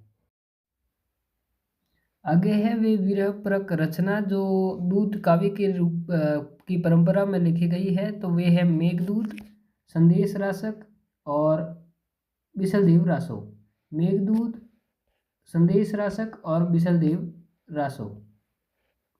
बिसलदेव रासो पर जैन रचना उपदेश रसायन रास का प्रभाव देखा जा सकता है। जैसे कि संक्षिप्त कथा है उसमें और समान छंद योजना है उपदेश रसायन रास के जैसे, और गेयता जो मिलती है वो उपदेश रसायन रास के समान ही मिलती है। आगे है बिसलदेव रासो जो है एक ललित मुक्तक काव्य है। याद रखा जाए कि जो बिसलदेव रासो है वो एक ललित मुक्तक काव्य है। आपको व्याख्यात्मक सवाल में पूछा जा सकता है कि कौन सा कथन सत्य है या असत्य है, तो उसमें ये सवाल पूछा जा सकता है कि बिसलदेव रासो इसकी जगह पर कोई दूसरा लिखा जा सकता है कि ये वीरपरक रचना है और ललित मुक्तक काव्य नहीं है, तो ये एक आपको याद रखना है ललित मुक्तक काव्य है। रासो परंपरा का प्रतिनिधि ग्रंथ जो कौन सा है, तो वो पृथ्वीराज रासो माना जाएगा। जबकि गेयता प्रधान जो गेय मुक्तक रासो परंपरा का जो प्रतिनिधि रासो ग्रंथ है वो कौन सा है, तो वो बिसलदेव रासो माना जाएगा। आगे चलते हैं।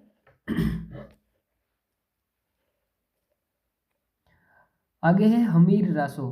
तो हमीर रासो जो है उसकी रचना जो है 1357 ईस्वी में हुई है। 1357। और कवि जो इसके रचनाकार जो है वो है सारंगधर। रणथंभौर के राजा हमीर देव पर लिखी गई ये रचना है। और जो हमीर है वो हठधर्मिता और शरणागत वत्सलता के लिए प्रसिद्ध है।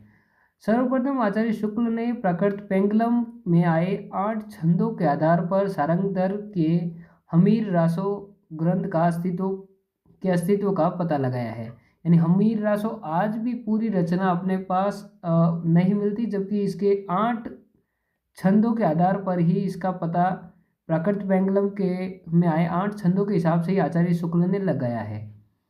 ऐसे सवाल पूछा जा सकता है कि हमीर रासो का जो के छंदों का पता लगाया हमीर रासो का पता लगाने के लिए किस रचना का सहायता ली जाती है, तो वो है प्राकृत पेंगलम।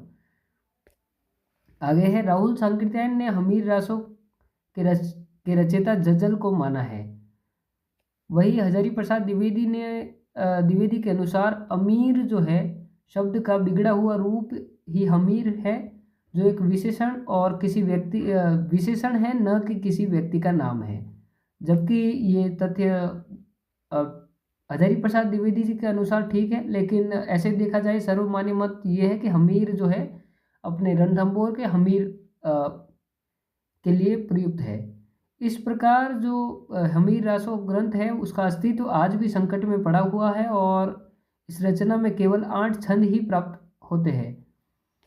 डॉक्टर बच्चन सिंह जी के अनुसार यदि डॉक्टर बच्चन सिंह जी का कथन ये याद रखा जाए कि यदि ये 8 छंद जो है किसी सारंगधर के हैं, तो सारंगधर को कुंडलिया छंद का प्रथम प्रयोक्ता माना जाएगा। और नोट हजारी जयशंकर जयचंद सूरी है ने संस्कृत महाकाव्य हमीर विजय की रचना की है। वही हमीर महाकाव्य की रचना जो की है वो नयन चंद्र सूरी ने की है। हमीर रासो की रचना तो अपने सारंगधर ने की है, लेकिन हमीर विजय की अगर रचना पूछी जाए तो वो जयचंद सूरी की है। और हमीर महाकाव्य जो है वो महाकाव्य नयन चंद्र सूरी का है। आगे है गौरीशंकर हीराचंद ओझा जो GH ओझा राजस्थान के साहित्य में सर्वाधिक नाम आता है इनका। गौरीशंकर हीराचंद ओझा ने हमीर महाकाव्य के आधार पर सारंगधर के हमीर रासो को अप्रमाणिक घोषित किया है। हमीर रासो को सर्वाधिक सबसे पहले यानी हमीर महाकाव्य के आधार पर अप्रमाणिक घोषित करने वाले हैं गौरी शंकर हीराचंद ओझा।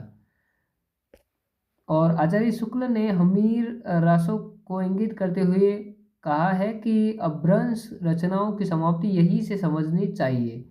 और शुक्ल जी का और भी वाक्य है कि राजा भोज से लेकर राजा हमीर तक के समय को वीर गाथा काल के अंतर्गत आता है। राजा भोज से लेकर राणा हमीर तक का समय जो है वो वीर गाथा काल के अंतर्गत आता है। ये पंक्ति को ध्यान रखेंगे, ये पंक्ति है आचार्य शुक्ल की।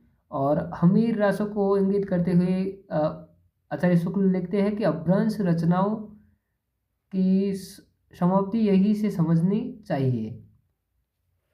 आगे देखेंगे तो रीतिकाल में जो है, रीतिकाल में 18वीं सदी में निमराना के यानी नीवगढ़, जो निमराना नीवगढ़ माना जाता है, कि राजा के कहने पर जोधराज ने भी हमीर रासों की रचना की है, जो राजस्थानी मिश्रित ब्रजभाषा में लिखित है। और रीतिकाल के अंतिम कवि ग्वाल ने भी हमीर हट नाम से प्रबंध रचना लिखी है। जबकि सबसे प्रसिद्ध जो है हमीर हट नाम से प्रबंध रचना वो है चंद्रशेखर वाजपेयी की। रामचंद्र शुक्ल ने चंद्रशेखर वाजपेयी के हमीर हट और बिहारी सतसई के एक एक दोहे को हिंदी साहित्य का रत्न माना है। ये पंक्ति आप ध्यान में रखेंगे विशेष कि चंद्रशेखर वाजपेयी के हमीर हट और बिहारी सतसई के एक एक दोहे को हिंदी साहित्य का रत्न किसने माना है? तो आचार्य रामचंद्र शुक्ल ने माना है। आगे है चंद्रशेखर वाजपेयी के हमीर हट से पंक्तियां जो हिंदी साहित्यिक इतिहास और राजस्थान के साहित्य जब आप पढ़ते हैं, राजस्थान का इतिहास जब पढ़ते हैं, तब भी आपको देखने को मिलता है सिंह गमन सतपुरुष वचन कदली फले एक बार तिरिया तेल हमीर हट चढ़े न दूजी बार। ये पंक्ति प्रसिद्ध है और ये आपसे पूछी जा सकती है कि ये पंक्ति कहाँ से ली गई है, तो ये हमीर हट से ली गई है और चंद्रशेखर वाजपेयी की ये पंक्ति है। यद्यपि चौहानों का प्राय अग्निवंशी माना जाता है, जबकि लेकिन सारंगधर जो है ने हमीर रासों में चौहानों को सूर्यवंशी बताया है। आचार्य रामचंद्र शुक्ल ने सारंगधर की दो अन्य रचनाओं का भी उल्लेख किया है, जिसमें सारंगधर ने पहली जो रचना है जिसमें सारंगधर ने आयुर्वेद से संबंधित प्रसिद्ध रचना लिखी है और दूसरी जो है वो है सारंगधर पद्धति। इसका वर्ण्य विषय है सुभाषित संग्रह है। इन दोनों को याद रखने के बजाय आप तो याद रखेंगे कि हमीर रासो जो रचना है वो सारंगधर की रचना है और उसके 8 जो छंद मिलते हैं वो अपने 8 छंद जो मिलते हैं वो प्राकृत पेंगलम में मिलते हैं और उनकी खोज जो यानी कि ढूंढ के निकाला है वो आचार्य रामचंद्र शुक्ल ने निकाला है। अगला जो रासो है वो है परमाल रासो या फिर परमार रासो या फिर आलाखंड, जिसके रचनाकार है जगनिक, जो 13वीं सदी की रचना है और यह रचना विकसनशील लोक गाथा के रूप में मिलती है। यद्यपि जगनिक ने इसकी रचना विशुद्ध काव्य की दृष्टि से की थी, लेकिन ये विकसनशील मानेंगे तो विकसनशील का अर्थ होगा कि जब मूल रचना जो की गई इसके बाद भी इसमें और भी कवियों के द्वारा और भी पंक्तियाँ जोड़ी गई, तो ये विकसनशील रचना है और ये एक तरह की गेय रचना है। यह रचना आम जन के कंठ में निवास करती है और अतः इसे जनसमूह की निधि कहा जाता है। सभी रचनाओं में वीर रस का चरम रूप और या ओज गुण की सर्वाधिक तीव्रता इसी रचना में प्राप्त होती है। सभी रचनाओं में अगर देखेंगे रासो साहित्य में, तो वीर रस का जो चरम रूप और ओज गुण की सर्वाधिक तीव्रता अगर कहीं मिलती है तो वो मिलती है परमार रासों में या फिर आलाखंड में। जब गायक संगीत के साथ आलाखंड को सुनाते हैं तो दुर्बलों के हाथ में भी तलवार चलाने की शक्ति आ जाती है। इसकी एक पंक्ति है जो प्रसिद्ध है और आपसे पूछी जा सकती है कहाँ से ली गई है, तो 12 बरस लो कुकर जिए 13 बरस जिए सियार बरस 18 क्षत्रिय जिए आगे जीवन को धिक्कार। ये पंक्ति आपसे पूछी जा सकती है कहाँ से ली गई है, तो जगनिक की है और परमाल रासों से ली गई पंक्तियाँ है। इनकी जो भाषा है वो अपभ्रंश से कोई लेना देना नहीं, यानी कि आदिकाल में लिखे जाने के बावजूद भी इस रचना में अपभ्रंश भाषा का कोई एक भी शब्द प्रयोग में नहीं लिया गया है और मूलतः मौखिक परंपरा पर आधारित होने के कारण परमाल रासों का मूल पाठ सबसे अधिक विकृत यानी बिगड़ा हुआ है। इसकी जो भाषा है वो ब्रजभाषा के समीप की है, क्योंकि ये ब्रजभाषा के समीप ही लिखी गई है। और उत्तर प्रदेश के फर्रुखाबाद के जिला कलेक्टर चार्ल्स इलियट ने सर्वप्रथम 1865 ईस्वी में आलाखंड का संपादन किया है और चार्ल्स इलियट के कहने पर मिस्टर वाटर फील्ड ने आलाखंड का अनुवाद द मैरो फ्यूड और द 9 लाख चेन के नाम से किया है, जो कलकत्ता रिव्यू पत्रिका में छपा था। तो आपको ये भी याद रखना है कि जो आलाखंड है, जो परमाल रासो है, उसका पहले संपादन किसने किया है, तो चार्ल्स इलियट ने किया है 1865 में। और मिस्टर वाटरफील्ड का नाम भी याद रखना है कि इन्होंने इसका अंग्रेजी में अनुवाद किया है द मैरोफ्यूड और द 9 लाख चेन के नाम से। यद्यपि वाटरफील्ड आलाखंड को स्वतंत्र रचना न मानकर इसे पृथ्वीराज रासो के 69वां समय महोबा युद्ध समय जो है, अंतिम जो समय है यानी अंतिम भाग जो है समय, उसमें जो भाग मानते हैं उसका नाम समय दिया गया है पृथ्वीराज रासो में। 69वां जो भाग है समय जो है वो महोबा युद्ध समय है और आलाखंड जो वाटरफील्ड है वो आलाखंड को महोबा युद्ध समय का ही एक अंश माना है। आगे देखेंगे, डॉक्टर बच्चन सिंह ने आलाखंड को स्वतंत्र रचना माना है और 1919 में श्याम सुंदर दास ने काशी नागरिक प्रचारणी सभा जो है काशी से परमाल रासों का संपादन किया है। आला 31 मात्राओं का एक छंद होता है जो वीर रस का छंद होता है। नोट यहाँ याद रखेगी आपकी कामायनी का जो चिंता सर्ग है उसमें भी आला छंद का प्रयोग किया गया है।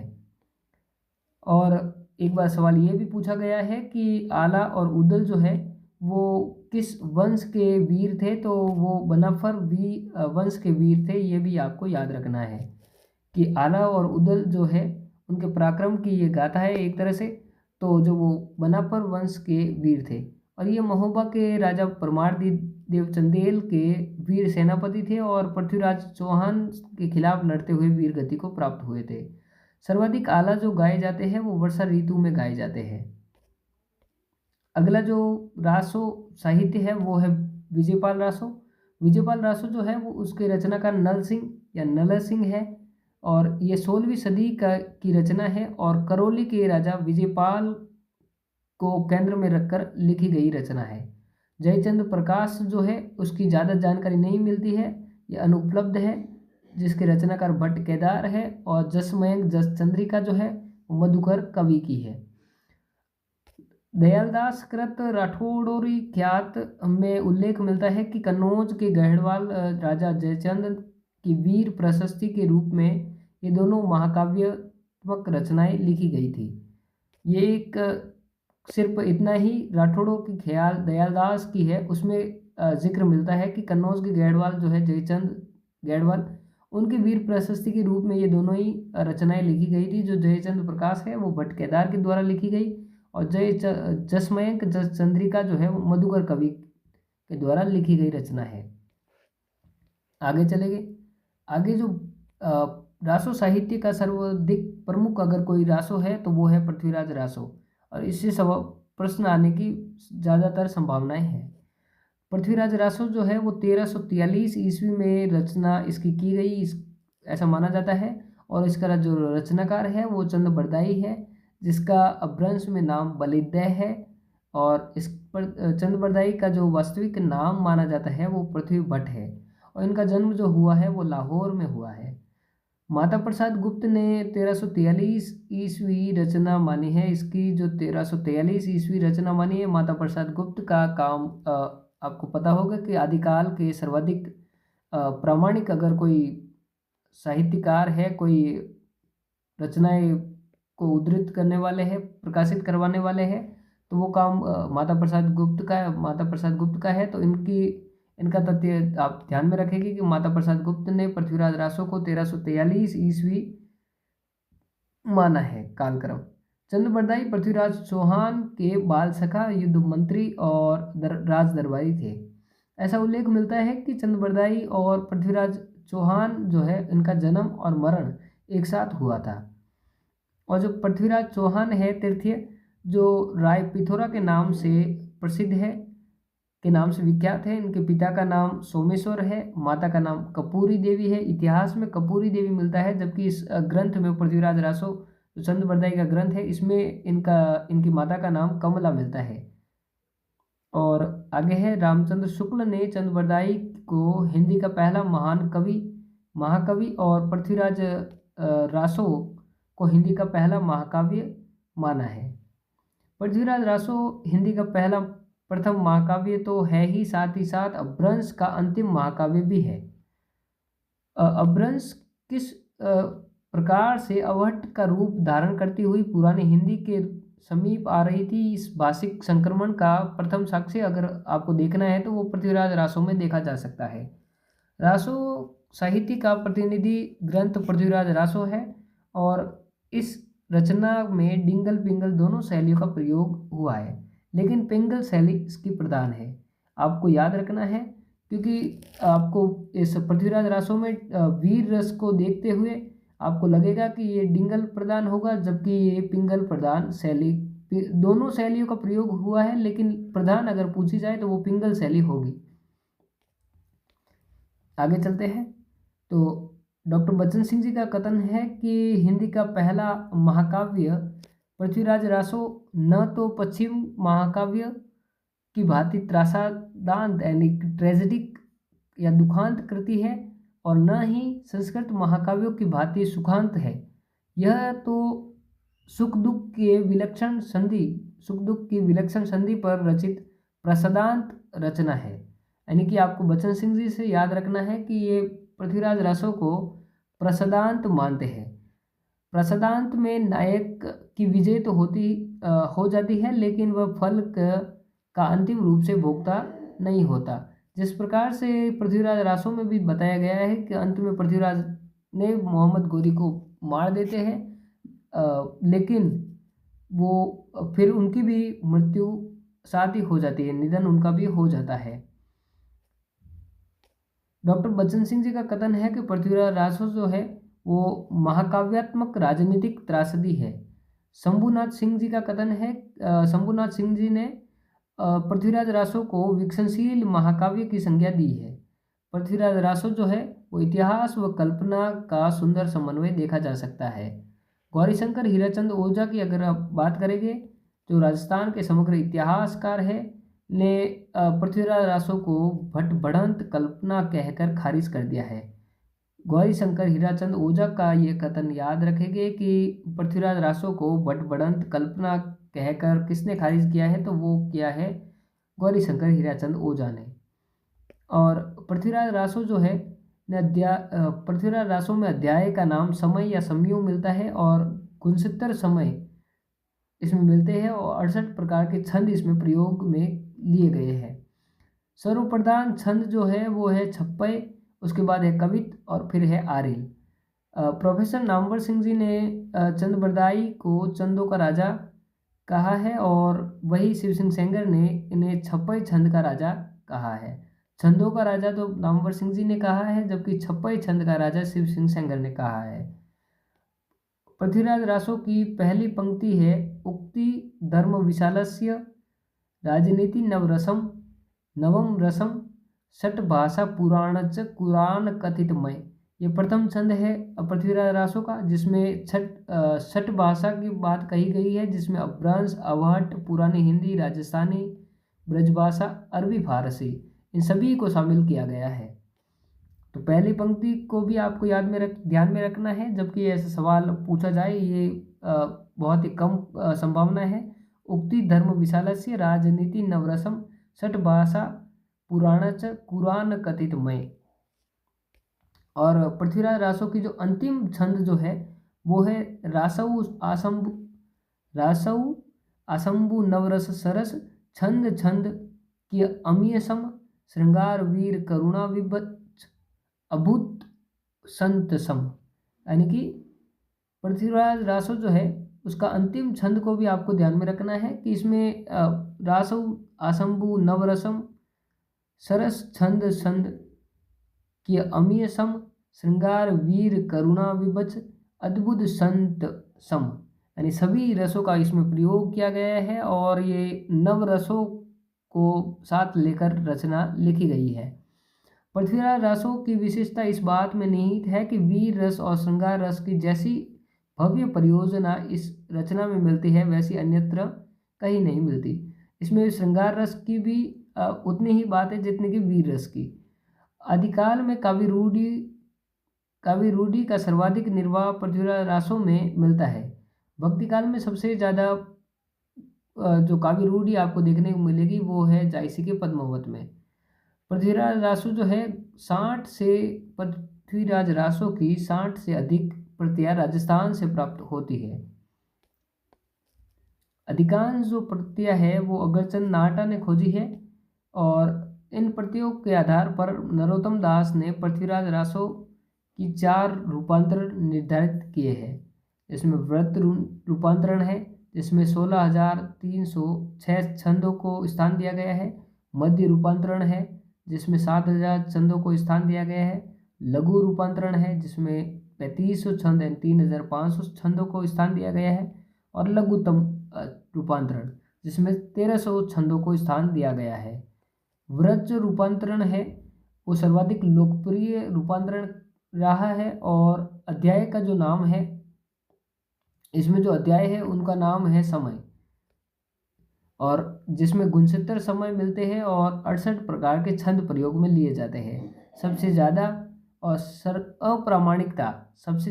अप्रामाणिकता का आरोप अगर किसी पे लगता है तो वो व्रत रूपांतरण पर ही लगता है। मध्यम जो रूपांतरण है वो मथुरा दास दीक्षित ने मध्य रूपांतरण को प्रामाणिक माना है और इसमें अध्याय का जो नाम है वो मिलता है प्रस्ताव। मध्य रूपांतरण म से मध्य और म से मथुरा प्रसाद दीक्षित, आपको इस प्रकार से याद रखना है। आगे है लघु रूपांतरण। जो लघु रूपांतरण है उसमें अध्याय का नाम जो है वो है खंड और इसमें 19 खंड मिलते हैं। लघुतम रूपांतरण जो है अध्याय का नाम, अध्याय जैसा कोई विभाजन इसमें नहीं किया गया है और सर्वाधिक प्रामाणिक अगर इसी लघुतम रूपांतरण को माना जाता है। सर्वाधिक प्रामाणिक अगर माने तो वो लघुतम रूपांतरण को और सर्वाधिक अप्रामाणिक अगर माने तो वो माना जाएगा व्रत रूपांतरण।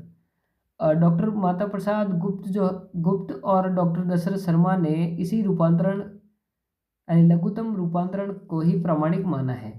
लघुतम रूपांतरण की अधिकांश प्रतियां जो है वो अगरचंद नाहटा ने खोजी है और पृथ्वीराज रासो जो है 2500 पृष्ठों का ग्रंथ है। रामकुमार वर्मा का यह कथन है।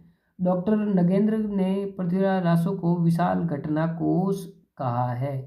जो ये लिखा गया है, विशेष करके लिखा गया है, लाल स्याही से लिखा गया है, उसको आपको ध्यान में रखना है कि विशाल घटना कोश किसने कहा है, तो वो कहा है नगेंद्र ने। विशाल घटना कोश पृथ्वीराज रासो को किसने कहा है, तो वो कहा है नगेंद्र ने।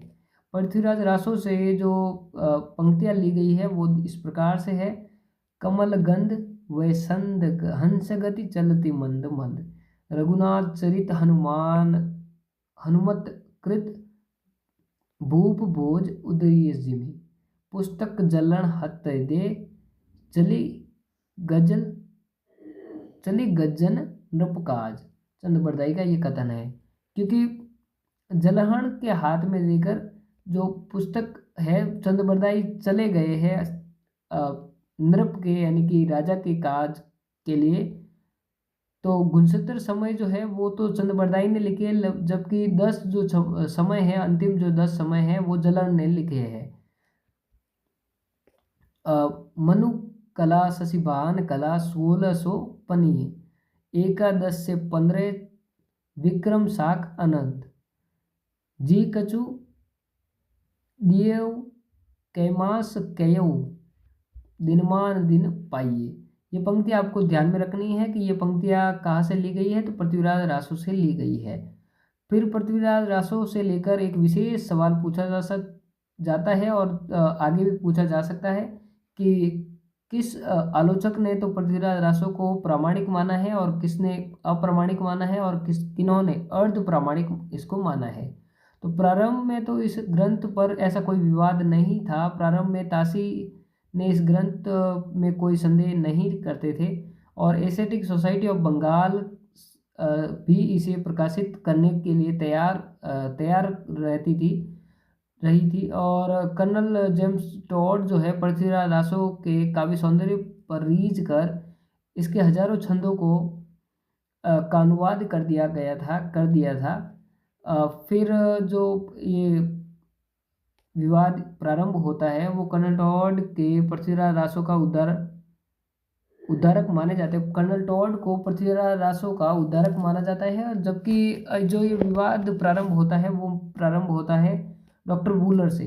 डॉक्टर वूलर जो है 1875 में डॉक्टर वूलर कश्मीर की यात्रा पर गए हुए थे और इन्होंने यहाँ पर जयानक कर्त पृथ्वीराज विजय जो है 12 सर्गों में संस्कृत महाकाव्य है, इसकी प्रति इनको मिलती है। जयानक की प्रति जो मिलती है डॉक्टर वूलर को मिलती है।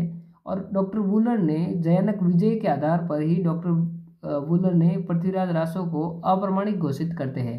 सर्वाधिक सबसे पहले जो करते हैं अप्रमाणिक घोषित करते हैं वो है डॉक्टर वूलर। किस आधार पर? तो वो करते हैं पृथ्वीराज विजय के आधार पर। पृथ्वीराज विजय की रचनाकार कौन है? तो वो है जयानक। पृथ्वीराज विजय के आधार पर जो पृथ्वीराज रासो को अप्रमाणिक घोषित करते हैं वो डॉक्टर वूलर है। फिर इसी क्रम को आगे बढ़ाते हुए अप्रमाणिक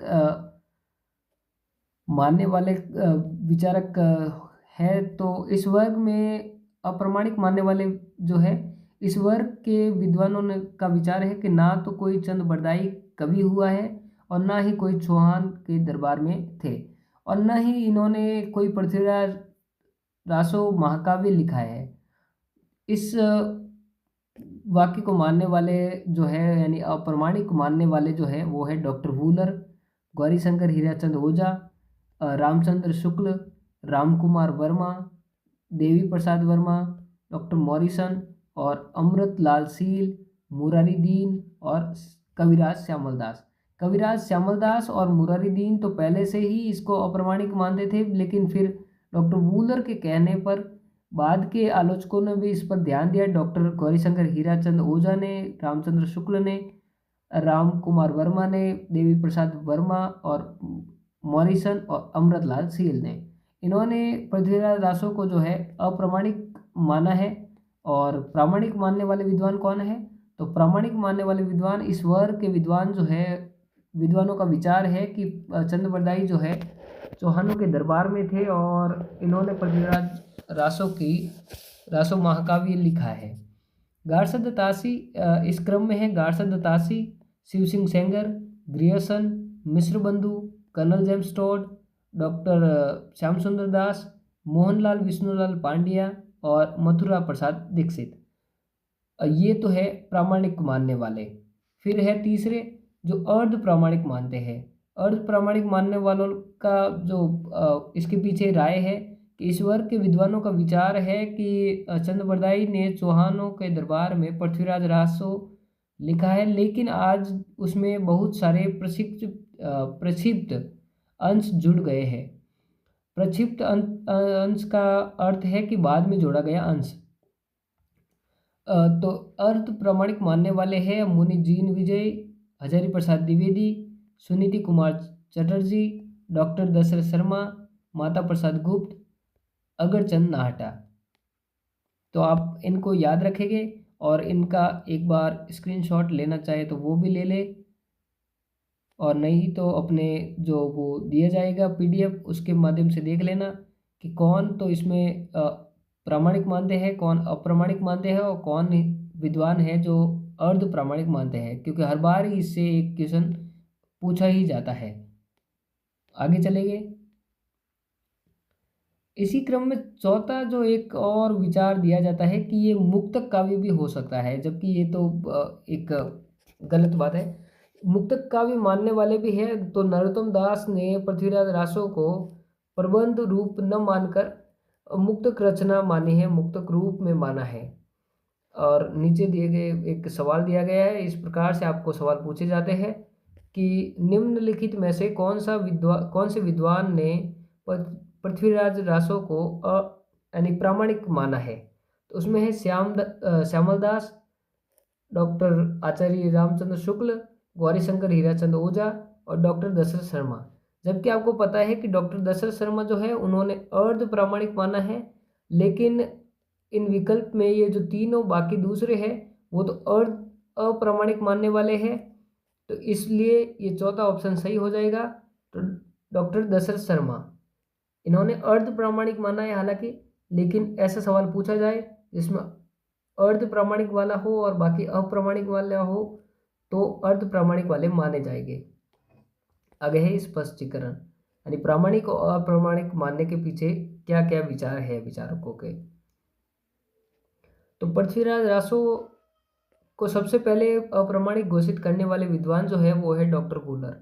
ऐतिहासिक तथ्यों के तर्कों के आधार पर जो पृथ्वीराज रासो को की धज्जियां उड़ाते हुए रासो को अप्रामाणिक घोषित करने वाले विद्वान है डॉक्टर गौरीशंकर हीराचंद ओझा, और रासो को भटभड़ंत कहकर अप्रामाणिक घोषित करने वाले विद्वान भी है ओझा जी, यानी कि डॉक्टर गौरीशंकर हीराचंद ओझा। रामचंद्र शुक्ल ने पृथ्वीराज रासो को जाली ग्रंथ कहा है। कविराज श्यामलदास ने पृथ्वीराज चरित रचना लिखी है और पृथ्वीराज रासो को अप्रामाणिक घोषित किया है। इसके विरोध में मोहनलाल विष्णुलाल पांड्या ने रासो संरक्षा लिखकर पृथ्वीराज रासो को प्रामाणिक बतलाया है। मोहनलाल जो विष्णुलाल पांड्या है उन्होंने 90 वर्ष के अंतराल को उचित यानी आनंद संवत को प्रामाणिक मानने के लिए इन्होंने रासो संरक्षा रचना लिखी, और मोहनलाल विष्णुलाल पांड्या ने 90 वर्षों का जो अंतराल उसमें है संवतों का तिथियों का, इसके लिए अनंत संवत की परिकल्पना की है, और ऐसा करके पांड्या ने रासो को प्रामाणिक सिद्ध किया है। श्याम सुंदर दास ने 1905 में काशी नागरिक प्रचारणी सभा से पृथ्वीराज रासो का संपादन किया है। मथुरा प्रसाद दीक्षित ने मध्य रूपांतरण को प्रामाणिक माना है, और हजारी प्रसाद द्विवेदी जी का कथन है, ये मोस्ट इम्पोर्टेंट आपको याद रखना है कि हजारी प्रसाद द्विवेदी जी ने पृथ्वीराज रासो को मूल पृथ्वीराज रासो को सुख सुखी संवाद में रचित माना है। हजारी प्रसाद द्विवेदी जी ने पृथ्वीराज रासो को सुख सुखी संवाद माना है। आगे चलेंगे। हजारी प्रसाद द्विवेदी ने अपने शिष्य नामवर सिंह जी के साथ मिलकर संक्षिप्त पृथ्वीराज रासो का संपादन किया है, और जिसमें इन्होंने 7 सर्गों को स्थान दिया है। सुनीति कुमार चटर्जी जिन्होंने ये प्रख्यात भाषाविद है सुनीति कुमार चटर्जी। मुनिजीन विजय ने पुरातन प्रबंध संग्रह में प्राप्त 4 छंदों के आधार पर पृथ्वीराज रासो को अर्ध प्रामाणिक होने की चर्चा की है। पुरातन प्रबंध संग्रह जो है में प्राप्त रासो के इन 4 छंदों में से 3 छंद पृथ्वीराज रासो में के वर्तमान संस्करणों में भी प्राप्त होते हैं। पृथ्वीराज रासो जो है इसके चर्चित जो समय है यानी कि जो चर्चित भाग है उनकी व्याख्या यहाँ दी गई है, और ऐसा सवाल भी पूछा जा सकता है कि किस भाग में या किस समय में का विषय क्या है। तो जो आदि संग्रह है, आदि पर्व समय है यानी पहला ही है, उसमें मंगलाचरण दिया गया है। चौहान वंश की उत्पत्ति, पृथ्वीराज चौहान का जन्म की जानकारी दी गई है। दूसरा जो समय है उसका नाम दूसरा जो भाग है उसका नाम दासम समय है, जिसमें विष्णु जी के 10 अवतारों का वर्णन किया गया है। राम कथा और कृष्ण कथा का उल्लेख करने वाली हिंदी की पहली रचना भी पृथ्वीराज रासो है। इसको भी आप विशेष याद रखेंगे कि राम कथा और कृष्ण कथा का उल्लेख करने वाली हिंदी की पहली रचना कौन सी है, तो वो है पृथ्वीराज रासो। राम कथा से संबंधित 48 छंद इसमें मिलते हैं, और जो 20वां जो समय है, 20वां जो भाग है उसका नाम है पद्मावती समय। जबकि पद्मावती समय आप नाम देखकर ऐसा आपको संभव ऐसी आशंका हो सकती है कि ये जायसीकृत पद्मावत में है, तो वो पृथ्वीराज रासो का एक समय है, 20वां समय है पद्मावत समय, जो जिसमें उनकी रानियों का जिक्र किया गया है। जो 57वां भाग है, 57वां समय है, वो है कैमास वध समय। पृथ्वीराज रासो का यह सर्वाधिक मार्मिक समय है।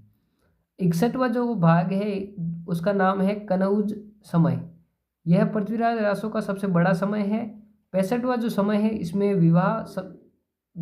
पृथ्वीराज के सभी विवाहों का जिक्र किया गया है। और जो अंतिम जो समय है उसका नाम महोबा युद्ध समय है, जो 69वां समय है।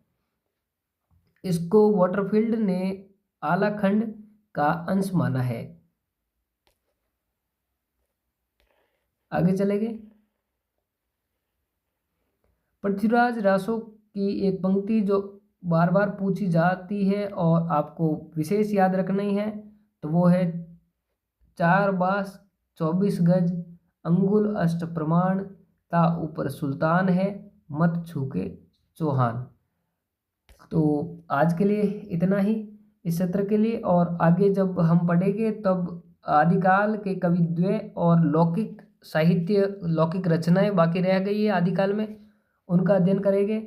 तो आशा करता हूँ कि आप सभी को ये मेरा जो कंटेंट है वो पसंद आया होगा, और आप सभी से अनुरोध है कि ज़रूर अगर पसंद आए तो इसको शेयर कीजिएगा अपने दोस्तों के साथ, और ज़्यादा से ज़्यादा इसको वायरल कीजिएगा। और मैं वादा करता हूँ कि सारी पूरे हिंदी साहित्य का इतिहास है बहुत जल्दी एक सप्ते के अंदर अंदर आपके लिए यूट्यूब पे लेकर आऊँगा। और उसके साथ ही मैंने कुछ शॉर्ट नोट्स भी तैयार कर रखे हैं, तो जैसे ही आदिकाल पूरा हो जाता है उसके बाद शॉर्ट नोट्स के माध्यम से भी जो ये आदिकाल पूरा है वो मुश्किल से 4-5 घंटों का एक व्याख्यान बन जाएगा। उसके बाद जो शॉर्ट नोट्स है वो बिल्कुल 1 घंटे में आपको पढ़ा दिया जाएगा, तो इससे आपको रिवीजन करने में भी आसानी हो जाएगी। तो सभी को पसंद आया होगा, धन्यवाद, और आगे भी जुड़ते रहिएगा।